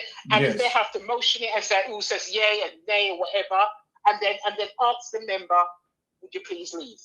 That's the way to deal with it. That's the way to do it. She wanted the marshal to grab her up and drag her out. You know what, my sister? I think you're going to have to, I don't know if you have any connection for her, you know. Might be you get her connection and you're going to have to teach her some lesson as it relates to the standing orders. Because obviously she doesn't know it. Many of your listeners know that is the right way to do it. Of course. And you are correct. You are correct. Okay. That's the right way. Yeah? They know that, right? Okay. So how is she supposed to, and one thing is that what she came in Parliament and did on Tuesday, she's just basically trying to outline to the members in a very, very underhanded way about their conduct. Yes. But what about yours? What about yours? So it's like she added fuel to the fire. That's what she did. Exactly. Yeah? Exactly. She's there to make sure that it is, you know, the Parliament is conducted in the right way. How she did it, she was wrong. Yeah? Angela Brown-Burke, she knows that she was wrong as well. But don't get me wrong, Byron. MPs in the British Parliament have done the same thing like Angela Brown-Burke. They've done it as well. Yeah? But all I'm saying, I just want to wind it off on this note. Yes. People of Jamaica, if you do not want the King as head of state in Jamaica, you don't want Governor General, you have the right under the Constitution for it to be amended to remove those elements. Yeah? Until that is done, that mace will be staying right where it is. And that's true. Yeah? So stop whinging about it. Yeah? There are going to be more important issues like what is going on right now, how you're going to manage with the cost of living. Yes. The increase in fuel prices, food prices. Yeah? There you go. And has your Prime Minister come and said a word to you? No. Not a word. Not a single word. Yeah? That's what you should be worried about, not about a mace sitting in Parliament that has always been there for many decades. Yeah? And, Yes. and furthermore, I mean, I don't know how the Canadian Parliament works, but I would agree that the Parliament needs to be refurbished. Yeah? Our MPs don't have all of this desk business in front of them. Mm-hmm. It's taking up room in Parliament, right? Why have you got all of these desk rubbish in front of the MPs? Yes. Right? Our building is a listed building, so it's very restricted as to what we can do. All right. But our Parliament barely holds over 600 MPs. Yes. Yeah? But trying to think that you're going to squeeze a new Parliament building out of the Nara bill, I'm not even going to start on that, Mr. That's crazy. Let me go back to listening. Thank you very much for taking my call. Blessings, my sister. Bless your wifey as well. Thank you. And I'll continue to tune in. All right. Thank you for taking my call. And thank you for your input. Wonderful. All right. No problem. Bye. Yes. Bye. Take care. Yeah. Okay. So the line is clear. For whosoever want to call in, they can call in. No, I've seen some persons attempted that, but you know, when the conversation, right, is meaningful and impactful, we can't just let it go just like that. All right. So let me say this. Now, so of course, Dr. Angela Brown-Burke, right, had set the background, right, for us to have a clear sight of understanding as it relates to why she used the process, right, that she used for venting, because she was so suppressed, right, in terms of turning on her mic, but yet there was no acknowledgement coming from Juliet Holness. But my people, look at this and hear the double down. So I am saying that if Juliet Holness, who had gone through that experience, did not realize that, okay, what did I do, right, to have Dr. Brown-Burke behave the way how she had behaved, right? How did I facilitate that, right?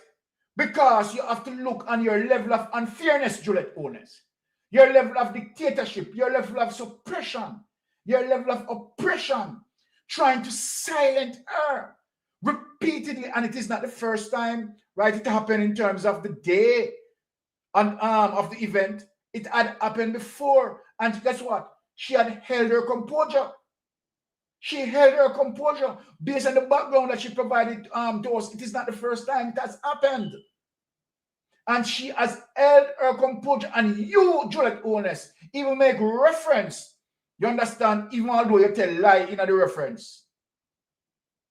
Because what she was saying, that it seems like you want her to act like a virago to be heard. But you did not put it in that context. You shape it the way you want to shape it in your narrative to tell you have a personal vendetta against the lady. You have a personal vendetta. Now here you know, this is what I'm saying now, you know. We are going to make Jamaica now understand you fully well. Because remember now, that experience had happened. Yes, Dr. Brown-Burke touched the mace. And by the way, that is a process in terms of venting, right, your frustration, right? And it has happened, right? Even the empire that created the mace, right? In the UK and so forth and so forth. That sort of ventilation process happened. No, but let us get into this, my people. Let us get into this to show you how heated you are, right? Because, you know, she hurt your feelings, right? She hurt your feelings. So let me just get into this, right? Because she hurt your feelings so much that, you know, you have to come back again and you have to state what needs to be stated because you are so hurted, right? You are so hurted. Let me just get to this. Let me just move this and share the document that I need to share. Okay, hold on. All right, we are not seeing that document at all. Let me just get back into this. Our whole just give some time, my people. Let me just get into finding the document. Sometime where the document just all over the all right, let me just get the right document and get it up there for you. Just give me some time with that. All right. To show you how hurt, right? Here's the side say, watch out. Now let us share this. They require reflection. They require correction.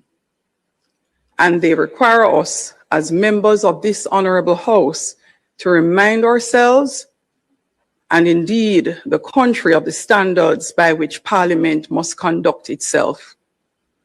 Last Tuesday, during the committee stage of the National Reconstruction and Resilience Authority Bill, the Honorable Member of St. Andrews Southwest removed the mace from its place in this chamber. Hold on, just let me stop this, people, and speak to you a little. It's to show you that this lady here, this virago, this political virago, right, is saying to Jamaica that she has done nothing wrong, you know. That is what she's saying here, you know. And she has not seen the reason as to why she needs to have an introspection in saying that, okay, what did I do, right, to cause Dr. Brown-Burke to behave the way she behaved in terms of touching the mace, venting for a particular cause? It is not the first time it happened, Juliet Owens, right? That you give strong testimony to the fact that you have been suppressing her for a long while, for a protracted period. Because you made mention of her saying that if she has to behave like a virago to be heard. So you are giving evidence to us that you continue to suppress her. And she has to, based on what she asking you a question, if she has to behave like a virago to represent her people. And here you are now. Listen what you are saying to us, Juliet. Listen. Was named under the standing orders, ordered to withdraw, and the House took a decision in relation to her suspension for the remainder of the sitting. Thereafter, the leader of opposition and other members of the opposition engaged in a standing protest and chants in open defiance of the authority of the chair and the order of the House. The record will speak for itself, but I must speak to what the moment means, because what occurred was not simply a breach of order by one member. It was a wider challenge to the authority of the chair and the orderly conduct of the House. The mace is not a decoration. It is not a prop. It is not an object to be used in protest. It is the symbol of the authority of this House. It represents the authority under which we meet, debate, disagree, vote, and make laws on behalf of the people of Jamaica. So when the mace is interfered with, the issue is not simply about an object being moved. The issue is whether the authority of the House itself is to be respected. That is why this movement cannot be reduced to political theater. It is not about government or opposition. It is about whether this parliament, which belongs to the Jamaican people, will be allowed to conduct the people's business with order, dignity, and respect. Members, values and attitudes matter. Only today, many of us participated in Read Across Jamaica Day. We went into schools, read to children, encouraged them to learn, to listen, to reason, to respect themselves and others, and to become responsible citizens. What then is the example we set for those same children when we look at the parliament of their country? Stop right there. Stop right there. Because now this is a joke. Jamaica, this is a big joke. Juliet Owens just said something here as it relates to defining the behavior that went on as it relates to the touching of mace and so forth. And talking about example, what example that set as it relates to giving that sort of information to our children. What sort of example that it set? Juliet Owens, really and truly, are you really asking that question? Juliet Owens, are you really and truly asking that question? Now, let me break down some things to you, Juliet Owens and Andrew Owens. What example are you setting when you decided, the Prime Minister, not to sign the Code of Conduct? Hold on, let me take this call. Hi, Sister Pat. Pleasant afternoon. How are you doing, my Sister Pat?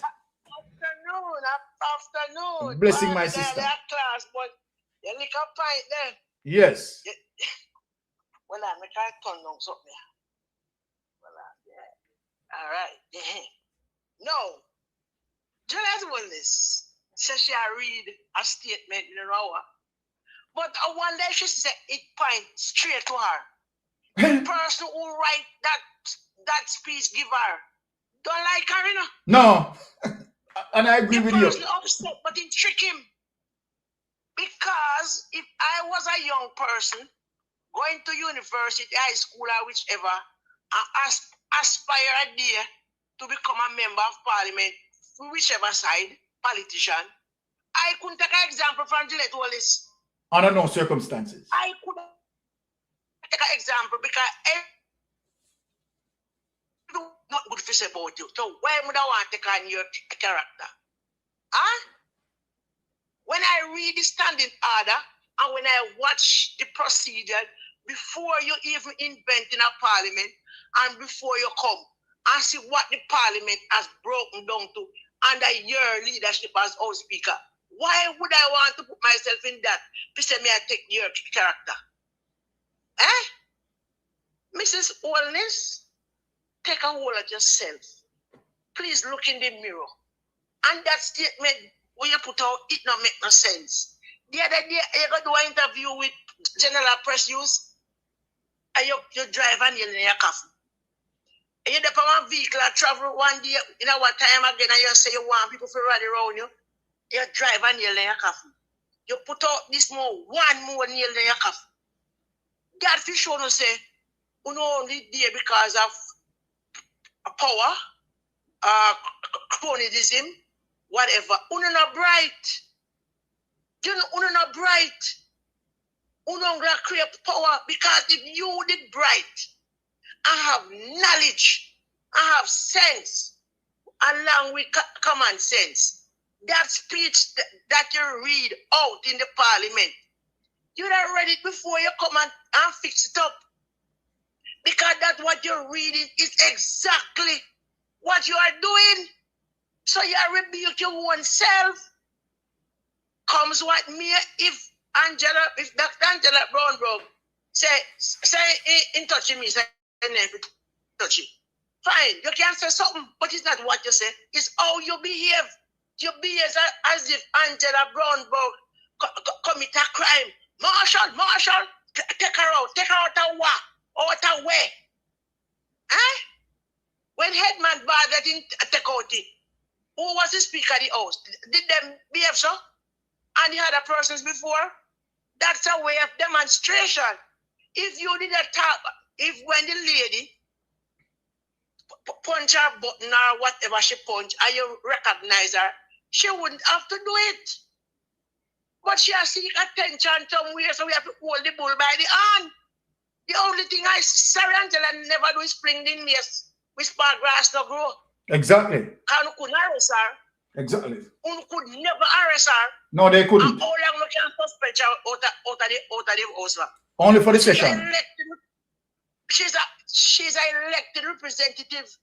And Mrs. Wallace, remember during the election and the election day, Angela Brown-Burke didn't visit a location with a barrage of police with barrier and things.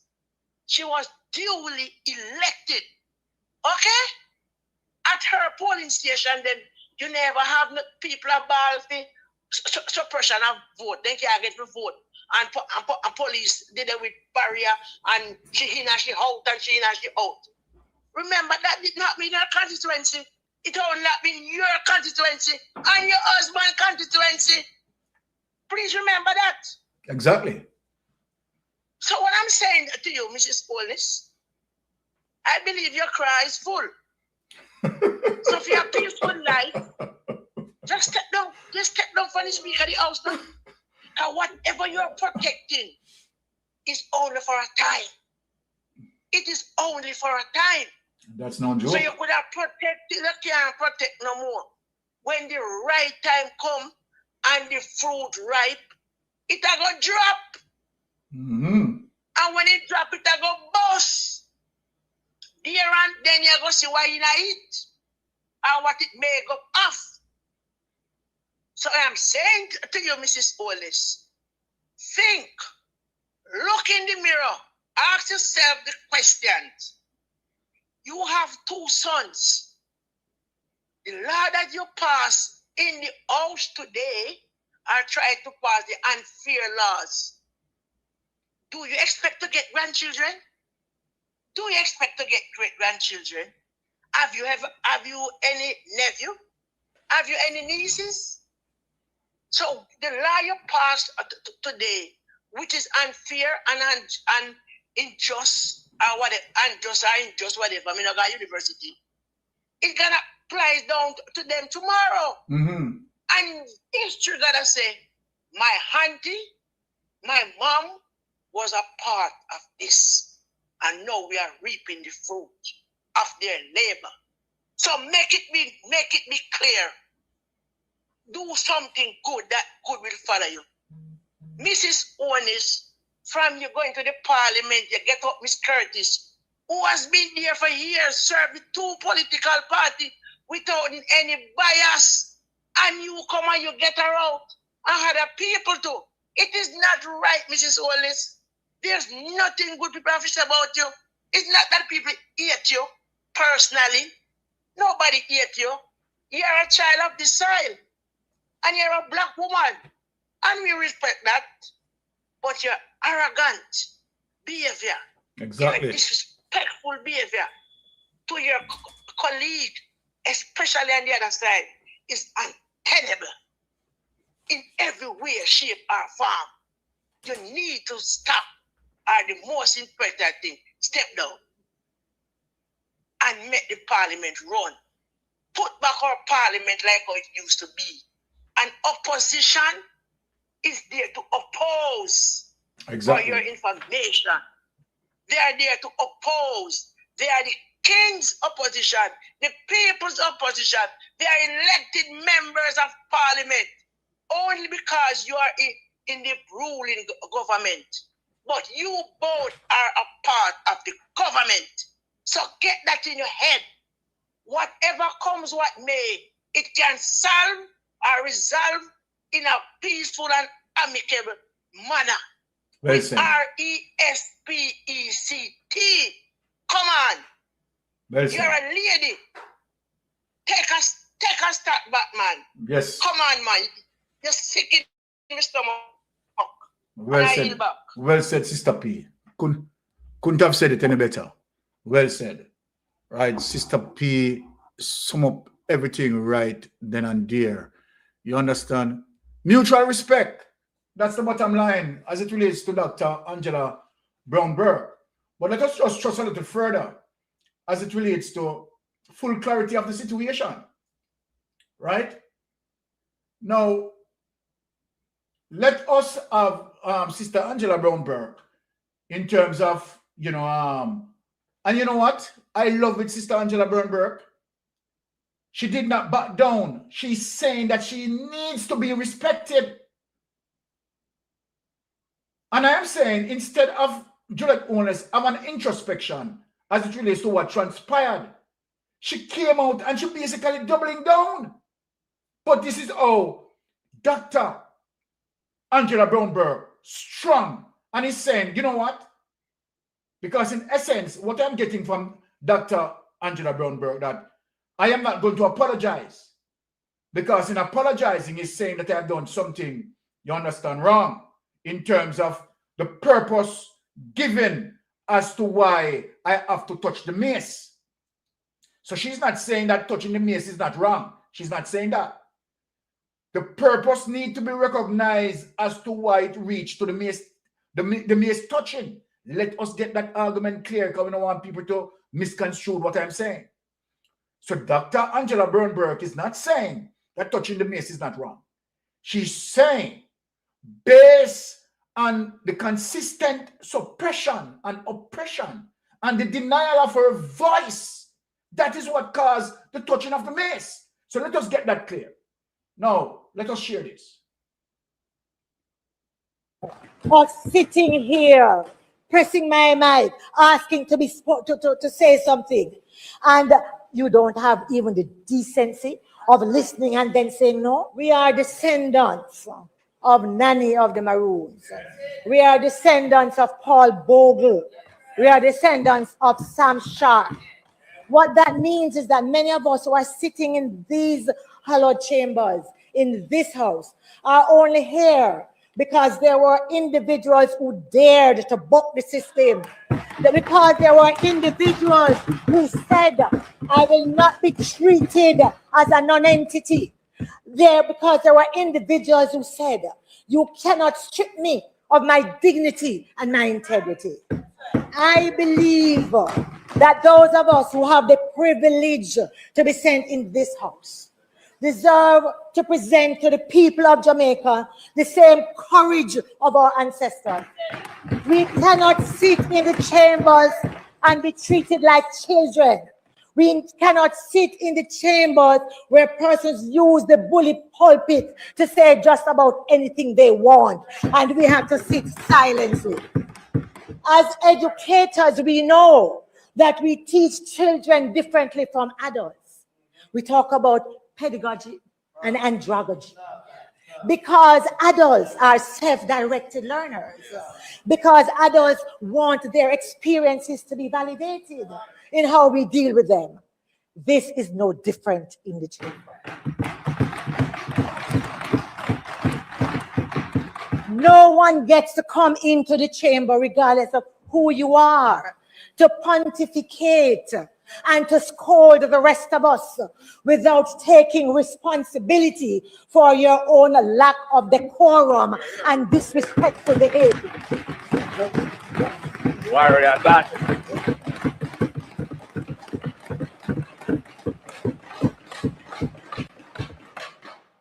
This for me is fundamental. It is about who we are and it is about our identity. I say to my boys, I say to my nieces, when you are in a relationship, allow no one to strip you of your dignity. Allow no one to make you feel as if you are not worthy. I am duty bound, therefore, to live what I preach and to be an example to those that I have been saying. Do not allow others to trample over you.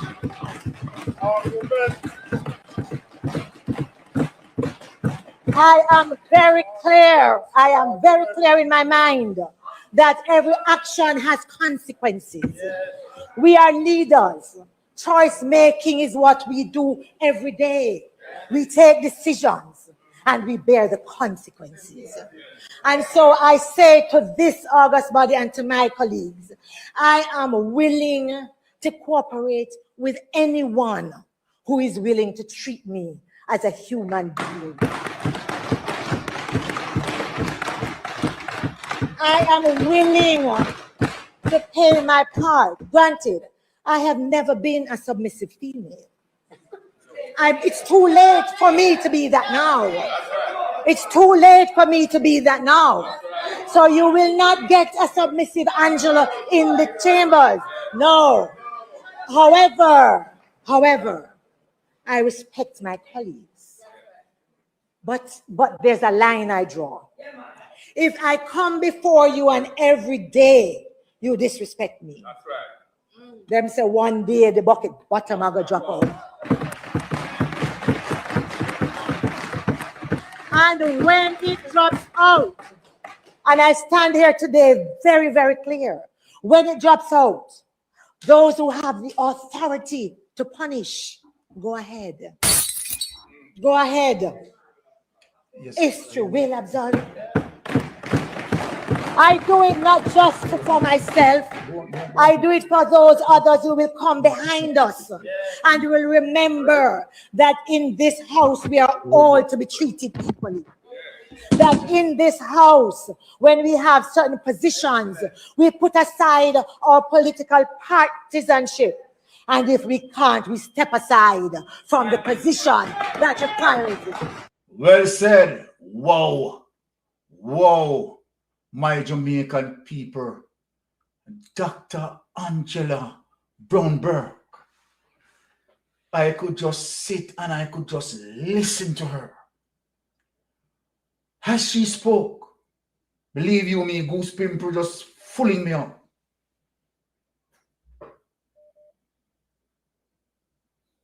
A real revolutionist, fighting for his people. And what she's saying, respect goes where respect come from. My brother, thank you for calling Mystic Sensation. You're live. Please go ahead.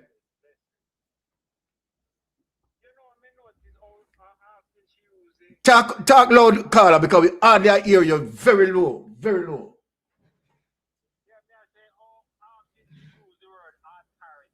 Yeah, well, hold on. We're still not hearing you, you know. Very low, man. Please, man, because we want to hear you, you know.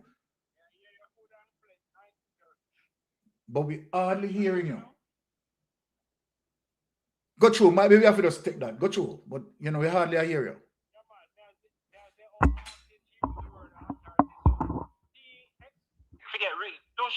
To me, her biggest aim and respect is she wants everybody to respect her, but she don't think she should give nobody respect because she's above everybody. Hold on, Carla. Hold on, Carla. Because that's exactly what it is. And today, you hit the nail on the head. Please repeat what you have just said. She used the word, she wants everybody to respect her and she feel like she above everybody, so she can't talk down to anybody and then must, in fact, she thinks the parliament, in the parliament are her own. Yes. To rule as she please, interpreting law as she please. As she please. That is our problem. Yes. Right? And she don't think she do nothing. Look, we understand, say, the day was long, them was in there over 12 hours, and you could have, everything could have happened, right? Yes. It's just like I work in a factory with over machine and sitting. After that time, you know. It was a stressful day. You cut off your hand. Yeah, it was a stressful day. Right, so blame me for the stress, then no man apologize. You feel like you don't do nothing wrong. That's why I'm saying no introspection from what transpired, none whatsoever. Mighty God, man. You know the problem. You know what next big problem where they have? Them feel like say no.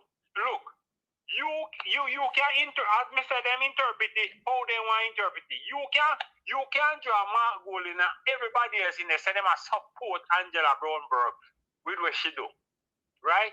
But you know say who not support the Andrew Holness with all of the criminality and all of them wrongs. Then use reference all the way, but then I realize that nobody else in the world, no parliament else in the world, nobody them couldn't in.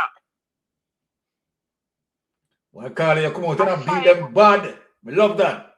A 5 English Prime Minister high official resign, you know, for everything where they resign for is 10 times less than where Andrew have been panning, you know. Oh yes. Remember when the first one to resign, I just one little get together in a house, you know, in a Corona, you know. And them have to resign and look where them money have on it. All right, look what even Andrew Holness now.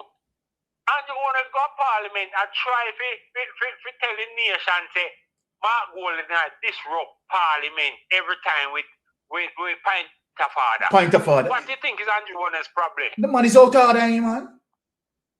Every time he come up with one foolish and Mark Gold and get up and shut it down because stupidness. He want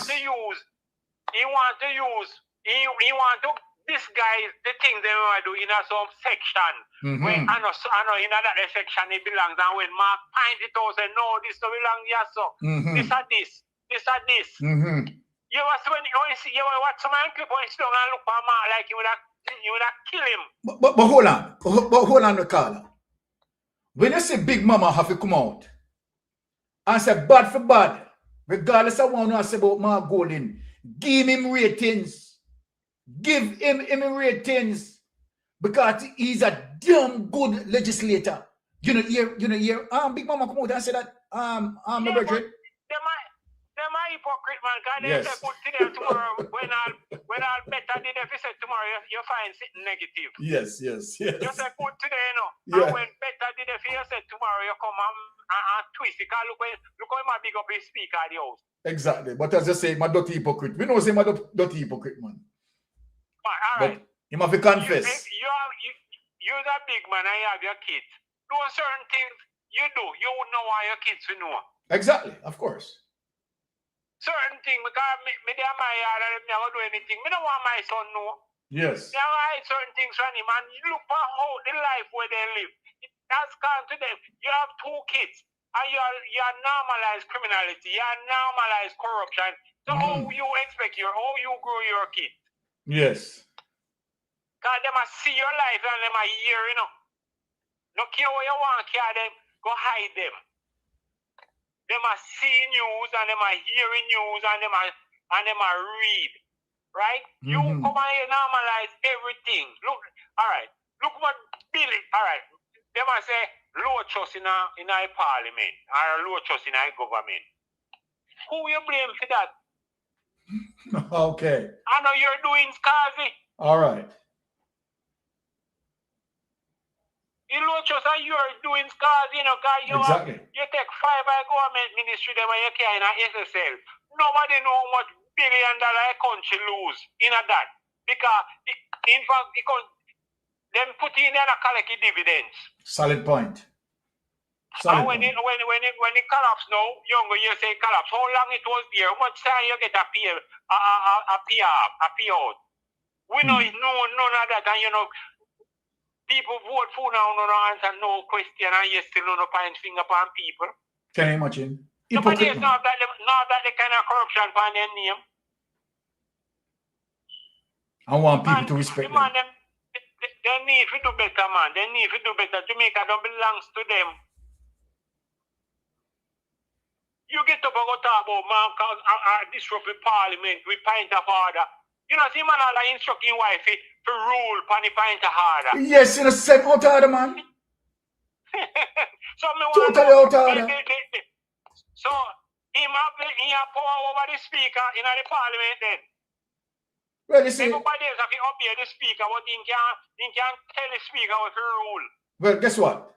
Remember saying, you know, both of them retired to bed, you know, and have their discussion too, you know. And then you think they're sleeping on a bed, man. Well, me I do our research right now. Yeah, you do the research. Me I do our research. You do the research there? Me I do our research, you see? Yes. My research me I do. I have to find out how long both of them not wearing their wedding band. Yeah, because I observe that. We see, no, hold on there. Hold on, my brethren. Because, right, that's a very crucial point you made there, you know. Because both of them are not wearing, right, their wedding bands. So it seems like the life that they are living and showing up public in parliament like they are melding together, right, is a lie that they are selling within the public space. Behind closed doors seems to be a different life living there. Yeah, even our interview when she come home and cook and just say, cook something light, man. Don't worry yourself and sit. No, go so. Me I do some research, because when me do is a playback some clip and I look on the two of them finger as far as me can go back. Yes. Right? And me reach where in the Andrew speech after I storm and he never have none. Yeah. Right? And me I look playback some Juliet when when she put her hand on the deck them in a parliament, me no see none. Something going on. Right? Because that's not right. Me married for 30 years now. Me and them married actually see him here. Well. And about 2 times me take off my ring. Well, and see my ring, yeah? I'm hold it up. See my ring, yeah? See my ring, yeah? The evidence. Me say, 2 times me take off my ring and one time my finger get fat and it tight funny. Yes. And we check it off and make them splice. And Carla, what you are saying, if they are not wearing their ring, it is telling us something wrong. They have a domestic problem. And they say them are the first lady and the prime minister. Yes, that not look good. One big old diamond I put on the decks every day. That not look good. And you're right. All right. Let me take another caller because I see our next caller calling. So let me just take another caller. All right? Yeah, man, bless up. Big up yourself. Yes, caller, you're on Mystic Sensation Live. Go ahead. Yes, caller, go ahead. Good evening, brother. Blessings, my brother. What's going on? Talk to us. Yeah, I think the standing order allow for him to ask the speaker to make a ruling. Mm-hmm. So, me not say anything wrong with that. Mm-hmm. But what I say is, with the mace. Yes. Hold on. Yeah, with the mace, when she says it's not a decorative something, but it is a decorative thing, it's a symbol in it. Yes, man. It's a fair reason. So yes. it is a decoration. Yes. You know what I mean? So that's a nonsense. And them kind of really upset me, you know, because I take the Jamaican people idiots still, you know. There's no thinking in that. They're absolutely doing that. Talking over the Jamaican heads. They're absolutely doing that. If you notice with the Dalrymple situation, you know, right? It's like them test the Jamaican people and see if they can get away with certain things. Yes. Because she's a criminal. Yes. You know what I mean? She plead guilty and everything. Mm-hmm. Then bring her back. Right? And what really upset me, you know, is them little symbolic thing, you know, them little ceremony, right? Where them use Dalrymple for do, you know, to drag the speaker to the chair and all them something. All them things are symbolic thing, you know. Them they're a decorative thing. Yes. Right? But the fact that them use Dalrymple, you know, that I said to the Jamaican people, even though Dalrymple is a criminal, proven criminal, we are going to bring her back in here and we are going to make she draw the speaker to the chair. Matter of fact, we are going to put her in the justice ministry. That is to me. What it is also saying, Carla, what it is also saying that they have no regards as it relates to Jamaican laws. And they have no ethics and they have no moral compass. That's what it is saying. No ethics and no moral compass because number one, this person is a convicted criminal. And it is also saying, if he doesn't know that I am a criminal and may I endorse a criminal. If you endorse a criminal, you're a criminal. And that's what he had said to us, clear and plain. Exactly. And if you notice as well, they might use the standing order to do certain things, because what she done, right, was personal. Mm-hmm. You see what I say? Exactly. Because if you notice, the breaches what she make, right? Miss Brown-Burke mentioned that, me look at her face and me see how upset she was. Even she take personal vengeance against Paul, same thing. Mm-hmm. A lot of people don't notice these things, but it was personal. Yes. And that is why she kind of lose it, because she was so upset with what she was saying. She bring the attention of the breach, her personal breach, where she make with the housing thing. So if you check back that, as a matter of fact, she used a standing order to tell lie. Yes. Right? You tell lie. And then there couldn't be no comeback, because them say you can't question the speaker when the speaker speak. Right? Because one time get up and say you can't make no mention of what the speaker say. Mm-hmm. You see me, I say, so they use the stand. If you notice, when the parliament start back, appear standing order, this standing order, that. Yes. To me now, she tell a lie there, because she even said it, she said, you can check the answer. She said it. And now we know, say it was a lie. Mm-hmm. I think the PNP come up and bring up that at all occasions, say she lied. Mm-hmm. And go back to the answer if that is the case. Yes. That is what me think. You see me, I say? Exactly. Every little opportunity, me think, say, them to bring up these things. And show us a lie, them a tell. Mm-hmm. But I don't think them a do it enough. I don't think them a do it enough. Every little lie, them to bring up and show it. You know what I mean, Byron? Mm-hmm. Yeah, man, I see where you're going. I see where you're going. Yeah, well, not bring up that. All right. And thanks for listening to me. Blessings, my brother. Blessings. All right. All right, my peeps. Sad to say I'm going to have to end the program now, because now forward on Titans. I missed Titans couple weeks because of other arrangement that I have. So right, want to tune in. You understand? We are on Ketri and Titans, right? So my people, love you. Thanks for the participation, right? And I am saying what good, but catch you back later, because yes, I'm definitely going to be on the Titans later. So blessings and strength, love you, and continue to support Mystic Sensation and all other platforms, right, who are giving the message out there. And this is one of the reasons why we know, say, right, we are going to hold government accountable, because you have some powerful platforms and social media that ensuring that we are holding the government, responsible. So bless up on yourself, people. Walk good. Love you. I know why you come to me with that foolishness, You elect a prime minister, and is a prime minister run the country. It is time we learn to hold our leaders accountable for their actions and stop making excuses for them. Stop making excuses. Otherwise, go elect the people who really run in the country. And I don't want the right start that stupid argument.